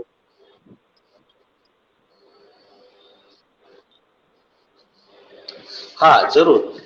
હવે જે લોનો છે એ લોનો પર વ્યાજ મેં અગાઉ પણ કહ્યું હતું કે તમારી ક્રેડિટેબિલિટી સારી હશે તો તમને ઓછા વ્યાજના દરે મળશે. હું વ્યવસાયિક લોન થી ખસીને એક હાઉસિંગ લોન પર આવું છું. હાઉસિંગ લોનમાં તમને 7.40, 7.65 થી માંડીને 9% સુધી મળે છે. જો તમારો સિવિલ સ્કોર બહુ સારો હશે તો તમને ફર્સ્ટ સ્ટેપમાં મળશે. એ જ પ્રમાણે વ્યવસાયિક લોનોમાં પણ તમારો સિવિલ સ્કોર અને તમારું રેટિંગ એ બંને વસ્તુને ક્લબ કરવામાં આવે છે. તો તમારો વ્યાજનો દર 9% થી 11.5, 12% સુધી જઈ શકે છે. લગભગ 9% થી 11% સુધીનો તમારો વ્યાજ દર બેસી શકે છે. એટલે દરેક સ્કીમો એની અંદર તમારો સિવિલ સ્કોર, તમારો સિવિલ અને તમારો જે સ્કીમો હોય છે એનો એક રેટિંગ કોડ હોય છે. એ રેટિંગ તમારો જો બહુ સારું નીકળે તો તમને વ્યાજનો દર ઓછો લાગે. તમારું એ જો તમારું બહુ બરાબર ના આવે તો મીડિયમ લાગે, બહુ ખરાબ આવે તો તમને લોન પણ ના મળે. ઘણીવાર તમે દરેક ક્રાઇટેરિયામાં ફિટ બેસતા હોય પણ તમારું સિવિલ કે રેટિંગ કોડમાં તમારો રેટ કોડ એક ઇનએલિજિબલ ક્રાઇટેરિયા પછીનો આવતો તો તમને ધિરાણ ના મળી શકે. આ એક જે રેટ ઓફ ઇન્ટરેસ્ટ છે એ વેરિયેબલ છે. ઘણીવાર બે અલગ અલગ વ્યક્તિઓએ એક જ પ્રકારની લોન લીધી, બંને અલગ અલગ વ્યાજ લાગે છે. એનું કારણ એક જ છે કે કોઈકનો સિવિલ સ્કોર સારો હોય છે, કોઈકનો એ ખરાબ હોય છે. હવે બીજી વસ્તુ જોવા જઈએ તો સબસિડી બેંકનો વિષય નથી, સબસિડી સરકાર આપે છે. એટલે બેંકો જે છે એ ધિરાણ આપે છે અને એ જે કઈ સબસિડીના ક્રાઇટેરિયામાં બોરોવર બેસતો હોય એના માટે બેંક ક્લેમ કરે છે. હવે અત્યાર સુધી બેંકેબલ જે ડીઆઈસી દ્વારા હતી એ સ્કીમ બંધ થઈ ગઈ છે અને હવે પીએમઈજીપીમાં આપણે કરીએ છીએ અને દિનેશભાઈ સાહેબે જે કહ્યું છે એ પીએમઈજીપીની વિસ્તૃત માહિતી આપી છે કે એમાં પ્રિન્સિપલ એમાઉન્ટ પર સબસિડી મળે છે અને કયા કયા ક્રાઇટેરિયા, કેટલી આવક પ્રમાણે અને કઈ કેટેગરી માટે કેટલી આવે છે. બીજી એક આવે છે કે ક્રેડિટ લિંક કેપિટલ સબસિડી. એ નાબાર્ડ પણ એક એવું છે કે તમે કોઈક ટેકનોલોજી અપગ્રેડેશન માટે કંઈક એ કરો છો, એના માટે લોન લો છો, એના માટે તમને વ્યાજ સહાય મળે છે. અને જે રીતે જોવા જઈએ તો કચ્છમાં જોઈએ તો તમે એનિમલી હસબન્ડરી કે મિલ્ક પ્રોડક્શન માટે, મિલ્ક પ્રોડક્શન વ્યવસાયને પણ નોન ફાર્મ સેક્ટરમાં ગણેલો છે. તો અત્યારે ડેરી ઉદ્યોગ માટે પણ તમે ધિરાણ લઈ શકો છો. ડેરીમાંથી તમે ડેરી પ્રોડક્ટ બનાવો, દૂધમાંથી, મિલ્કમાંથી ડેરી પ્રોડક્ટ બનાવવામાં પણ ધિરાણ મળી શકે છે. અને આમાં પણ તમને ગુજરાત સરકાર દ્વારા સહાય આપી શકે છે. હવે બેંકનો પ્રશ્ન લઈએ તો બેંક ધિરાણ માટેની દરેક પ્રવૃત્તિઓ, દરેક એનાલિસિસ અને એ બધું કરે છે. પણ સબસિડીનો ક્રાઇટેરિયા જે છે એ રાજ્ય સરકાર અથવા કેન્દ્ર સરકારના જે કંઈ ક્રાઇટેરિયા અંદર બેસતો હોય તો એ પ્રમાણે એને સબસિડી મળવા પાત્ર છે. રહી વાત ક્લેમનો, તો સબસિડીનો ક્લેમ બેંકે કરવાનો હોય છે અને બેંકે ક્લેમ કર્યા પછી એને સબસિડી મળે છે. અત્યાર સુધી એવું હતું કે જ્યારે સબસિડી ક્લેમ કરીએ છીએ તો ત્યારે બેંકને નાણાં મળે છે અને બેંક પછી ખાતામાં. હવેથી તો સરકારે પણ કેવાયસી પ્રમાણે આધાર કાર્ડ લિંક ઘણી સબસિડીઓ એ કરી છે કે જેથી તમને ડાયરેક્ટ જ તમારા ખાતામાં સીધી જમા થઈ જાય છે. એટલે તમારે વચ્ચેના માણસોનો કોઈ સંપર્ક કરવાનો રહેતો નથી. તો આ રહી સબસિડીની માહિતી. અને મેં વ્યાજ દર માટે તો અગાઉ કહ્યું જ છે કે વ્યાજ દર જે છે એ વ્યવસાયિક લોનો માટે, જો હાઉસિંગ લોન અને એના માટે પ્રિસ્ક્રાઇબ છે, પણ વ્યવસાયિક લોનો માટે જે છે એ વેરિએશન રહેશે જ.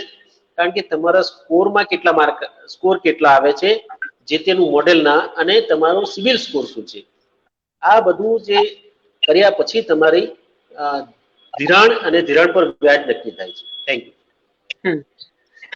Thank you so much Jayraj Rathod સાહેબ, આપે આ સેશનમાં સ્વરોજગારી લોન મેળવવા વિશેની ખૂબ સુંદર અને ઉપયોગી માહિતી આપી. હવે આપણા ઘણા બધા મિત્રોના પ્રશ્નો આવ્યા છે કમેન્ટ બોક્સમાં. સૌ પહેલા આપણે સ્વરોજગારી લોન મેળવવા વિશે જે અત્યારે કરંટ સેશન આપણું જસ્ટ જે પૂરું થવા જઈ રહ્યું છે બીજો ભાગ, એના વિશેના જ આપણે પહેલા પ્રશ્ન લઈ લઈએ, પછી આપણે ઓવરઓલ બધા પ્રશ્નો જે લઈ લઈશું. ટીચર સાજિદ નારેજાભાઈ પૂછી રહ્યા છે, સર પ્રાઇવેટ સ્કૂલ ઓપન કરવા માટે લોન મળે? હું રાઠોડ સાહેબ પાસે ફરીથી જઈશ. રાઠોડ સાહેબ, આ વિશે આપ શું રિસ્પોન્ડ કરવા માંગશો?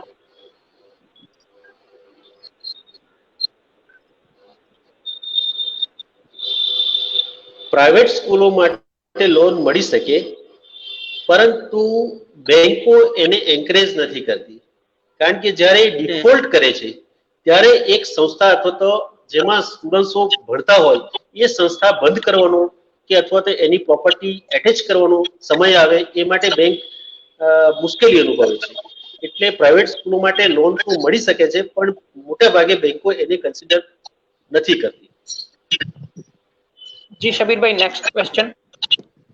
નેક્સ્ટ ક્વેશ્ચન એવું છે કે કોમેન્ટ બોક્સમાં ઘણી બધી માહિતી એમણે મૂકી છે.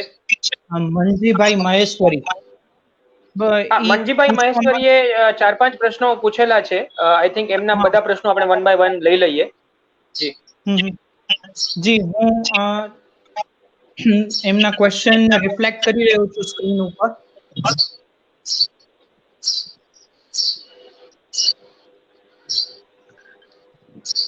એકચ્યુઅલી એમને લોન જોઈતી હતી, પણ બેંકે એની ઓફ ધ રીઝન બેંકે એની લોન અપ્રૂવ ન કરી. તો ઈ એમ કહેવા માંગે છે કે ભાઈ મેં મારી પાસ્ટની લોન પણ બધી ભરપાઈ કરી દીધી છે, બધું ઓકે છે, છતાંય મને બેંક લોન આપતી નથી. તો એનું શું કારણ હોઈ શકે? સિવિલ સ્કોર પણ 800 થી ઉપર છે એવું લખેલું છે. હા, યસ. તો આના વિશે ના, આપણે પણ જ્યારે એમણે બેંકનો સંપર્ક કર્યો હોય અને બેંક ના, જી પ્લીઝ સર. હા, બેંકનો સંપર્ક કર્યો હોય અને બેંકે ડિનાય કર્યું હોય કે તમને લોન ના મળી શકે, એના રીઝન કંઈક આપ્યા હશે. તો એ રીઝન નું એનાલિસિસ કર્યા પછી જ ખબર પડે કે એ રીઝન ખરેખર સાચા છે કે ખોટા છે.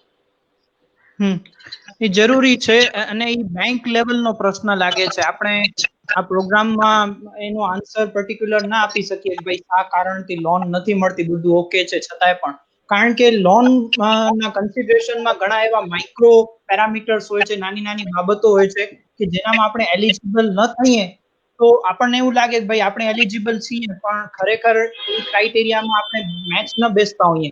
તો જે બેંક પાસેથી એમણે અપ્રોચ કર્યો છે એ બેંક જ એમને વ્યવસ્થિત સમજાવી શકે ભાઈ આ એક એવો નાનો પરિબળ છે જેના કારણે અમે તમને લોન નથી આપી શકતા. તો એવું કદાચ હોઈ શકે એમ. અને બેંક શું રીઝન આપે છે એ એમણે મેન્શન નથી કર્યું, નહીં તો કદાચ આપણે એ વિશે એમને ગાઈડ કરી શકત. જી અશરફભાઈ, હું આમાં અને બીજી વસ્તુ કહેવું, ઘણીવાર બેંકો, હા કરો પછી હું વાત કરું. જી રાઠોડ સર પ્લીઝ આપ કહો, પછી આપણે દિનેશભાઈ પાસે જઈએ. હા, ઘણીવાર એવું થાય છે કે બેંકને લોન એપ્લિકેશનો મળે છે, એનું એનાલિસિસ કરે છે, એનો ઇન્સ્પેક્શન રિપોર્ટ એટલે સ્પોટ ઇન્સ્પેક્શન કરે છે, બોરોવરની ફેમિલી માહિતીને બધું લે છે, અને ત્યાર પછી ઘણા એવા કારણો હોય છે જે ડિસ્ક્લોઝ ના થઈ શકે એવું હોય છે, કારણ કે આ જે લોનનું ડિસિઝન છે બેંકનું પોતાનું ડિસિઝન છે, અને એના પર કોઈ પણ વ્યક્તિ એવું ના કહી શકે કે મને મળવી જ જોઈએ, અથવા તો કોઈ ઓથોરિટી પણ ના કહી શકે, કારણ કે ત્યાર પછી એમાં વસૂલાત લાવવાની અને એ બધી જે જવાબદારી છે બેંકની પણ છે. તો ઘણીવાર એવું થાય કે એવા કારણો હોય છે જે બેંક ડિસ્ક્લોઝ નથી કરી શકતી. તો એમાં ઘણીવાર આ વસ્તુ હોય છે કે ભાઈ ના મળે પણ કોઈ અનનોન રીઝન હોઈ શકે. ઓકે, એના જી પછી દિનેશભાઈ.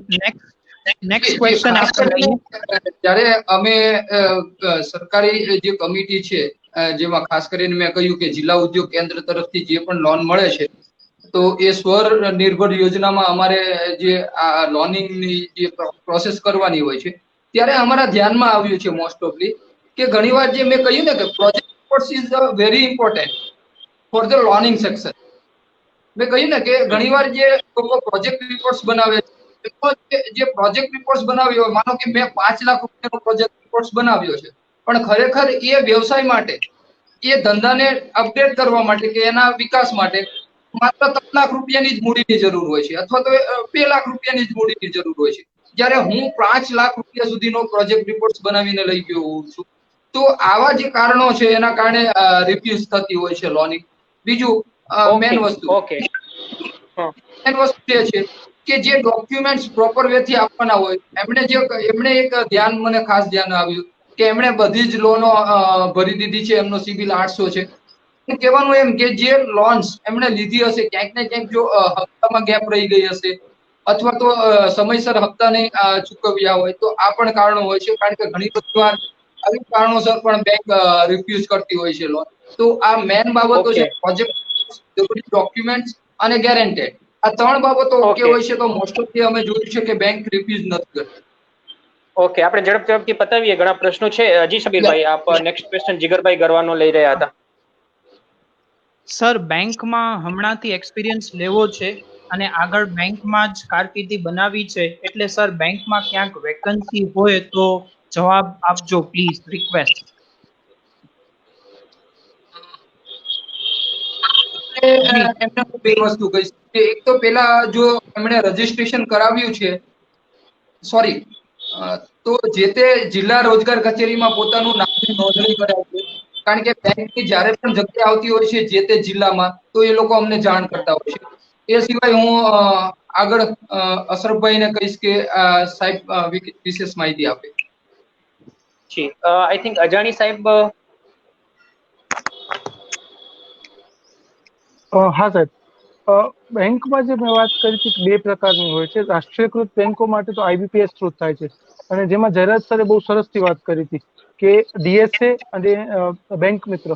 તો જો તમે અત્યારે બેંક મિત્ર તરીકે કોઈ ગામડામાં સેવા બજાવવા માંગતા હો તો એ તરીકે તમે એક્સપિરિયન્સ લઈ શકો છો, અથવા તમારે જો બેંકની પરીક્ષાની તૈયારી કરતા હો તેની સાથે તમે ખાનગી બેંકમાં પણ અપ્લાય કરી અને ત્યાં પણ પરીક્ષા આપી શકો, ત્યાં પણ એક્સપિરિયન્સ લઈ શકો છો. ઓકે, જી શબીરભાઈ, નેક્સ્ટ ક્વેશ્ચન. અશરફભાઈ, હા, આપણા ઓલમોસ્ટ ક્વેશ્ચન કવર થઈ ગયા છે કોમેન્ટ બોક્સમાંથી. આઈ થિંક સ્વરોજગારી લોન વિશેના થઈ ગયા છે, પણ આપણે જે બાકીના કોઈ ક્વેશ્ચન હોય બેન્કિંગ સેક્ટરની જોબ વિશેના કે એજ્યુકેશન લોન વિશેના, તો એ આપણે હવે બધા લઈ લઈએ છેલ્લે. કેટલાક વોટ્સએપમાં પણ પ્રશ્નો આવ્યા છે. એક ગુલામ હુસૈન બરાજભાઈએ પૂછ્યું છે કે બેંકની નોકરીમાં રાજ્ય વાઇઝ જગ્યાઓ અલગ અલગ હોય છે કે રાષ્ટ્રીય લેવલે હોય છે? જેમ કે ગુજરાતમાં ગુજરાતીઓ માટે, મહારાષ્ટ્રમાં મરાઠીઓ માટે, એવી રીતે કંઈ હોય છે કે નહીં, એવું એ પૂછી રહ્યા છે. આપણે આઈ થિંક સ્મિત અજાણી સાહેબને જ પૂછીએ આ પ્રશ્ન. ક્લાર્ક લેવલે જે મેં વાત કરી, ક્લાર્ક લેવલે દરેક રાજ્યની અલગ અલગ પોસ્ટિંગ હોય છે, અલગ અલગ જગ્યાઓ હોય છે, અને એ પ્રમાણે જ ભરતી પણ થાય છે. જેમ કે તમે ગુજરાત કેડરમાં પરીક્ષા આપો, તમને ગુજરાત કેડરમાં પોસ્ટિંગ મળે છે ને ગુજરાત પર તમારી ટ્રાન્સફરેબલ જોબ છે. ત્યારે ઓફિસર લેવલે નેશનલાઇઝ હોય છે, અને ભારત આખા દેશમાં એક જ મેરિટ લિસ્ટ પડે છે, અને એ પ્રમાણે તમારું પોસ્ટિંગ ક્યાં પર થઈ શકે છે. બરાબર. અને એના સિવાય સબીરભાઈ, આપના માટે એક ક્વેશ્ચન છે. બોલી મોઇન સલાયા માંડવીથી પૂછી રહ્યા છે કે એક્સટર્નલ કોલેજ કેવી રીતે કરવી. હાલ એક્સટર્નલ કોલેજનું એવું છે કે કચ્છ યુનિવર્સિટીએ પોતાના એક્સટર્નલ કોર્सेस બંધ કર્યા છે, એટલે FY માં એક્સટર્નલ કચ્છ યુનિવર્સિટીથી કરવું હાલ પોસિબલ નથી. એના સિવાય આપણી પાસે ઓપ્શન રહે છે, એક છે ઇગ્નોનું. ઇગ્નોમાંથી આપણે ડિસ્ટન્સ લર્નિંગમાં એનરોલમેન્ટ થઈ શકાય છે. એના સિવાય બાબા આંબેડકર યુનિવર્સિટી છે, ત્યાં પણ આપણે એનરોલ થઈ શકીએ છીએ. તો આ 2 યુનિવર્સિટીમાં તમારે એક્સટર્નલ કોર્सेसના નોટિફિકેશન જ્યારે બહાર પડે ત્યારે એના સ્ટડી સેન્ટરમાં તમારે અરજી કરવાની થાય છે, અને અરજીની સાથે ફીસ, કોર્સ સિલેક્શન બધું કર્યા પછી આપણને એમનું મટીરિયલ મળે છે, અને મટીરિયલ મળ્યા બાદ નિયત સમય એની એક્ઝામ થાય છે, અને એક્ઝામ કમ્પ્લીટ કર્યા બાદ આપણે ગ્રેજ્યુએટ કે પોસ્ટ ગ્રેજ્યુએશન કમ્પ્લીટ કરી શકીએ છીએ. જી અશરફભાઈ, ઓવર ટુ યુ. ઓકે, અને મદની મહેમાન ફ્રોમ રાજકોટ ગુજરાત એ પૂછી રહ્યા છે કે sir is there any vacancy in banking sector? તો મદનીભાઈ આપને એ કહેવા માંગીશું કે આજે આ વિષય કાર્યક્રમમાં ખૂબ ડિટેલથી ચર્ચા કરવામાં આવી છે. આશા છે કે આપને માહિતી મળી ગઈ હશે અને સમયે સમયે આને લગતી જાહેરાતો અલગ અલગ વેબ પોર્ટલ જે છે એમનામાં પણ એના વિશેની એડવર્ટાઇઝમેન્ટ આવતી હોય છે. તો આપ એ જોતા રહેશો, અપડેટ રહેશો તો આપને ખ્યાલ આવશે કે કઈ જગ્યાએ આમાં બેન્કિંગ સેક્ટરમાં જગ્યા ખાલી છે, તો એ વિશે આપ એપ્લાય કરી શકો છો. હવે આપણે કાર્યક્રમનો અંત તરફ જઈએ. હું શબીરભાઈને વિનંતી કરીશ કે આપણે છેલ્લે 5 મિનિટમાં જેટલી પણ આપણને કાર્યક્રમ વિશે કમેન્ટ આવી છે અને કોઈ પ્રશ્ન પણ જો રહ્યો હોય તો એ મિસ ના થઈ જાય, એટલે આપણે 1 બાય 1 ઝડપથી એને રિફ્લેક્ટ કરતા જઈએ સ્ક્રીન ઉપર. ઓકે, જી શબીરભાઈ. મંસૂરી જાહિદભાઈ કહી રહ્યા છે ગુડ જોબ, થેન્ક યુ મંસૂરીભાઈ. વિપુલ ચૌધરી કહી રહ્યા છે ગ્રેટ વેબિનાર, થેન્ક યુ વિપુલભાઈ.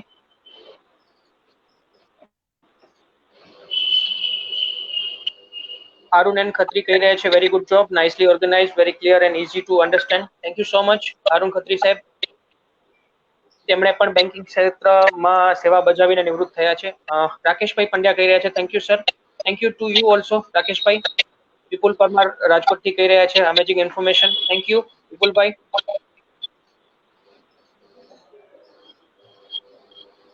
આસિફ સિપાઈ કહી રહ્યા છે ગુડ ઇન્ફોર્મેશન, થેન્ક યુ આસિફભાઈ, આપે કાર્યક્રમ નિહાળ્યો. રફીકભાઈ કહી રહ્યા છે keep going keep Ahsaas, thank you, તમારો પણ સપોર્ટ રહે છે રફીકભાઈ. યુસુફભાઈ ટાંક ગ્રેટ વર્ક, કોંગ્રેચ્યુલેશન, તેઓ મ્યુઝ સ્કૂલના પ્રિન્સિપલ છે, થેન્ક યુ યુસુફભાઈ.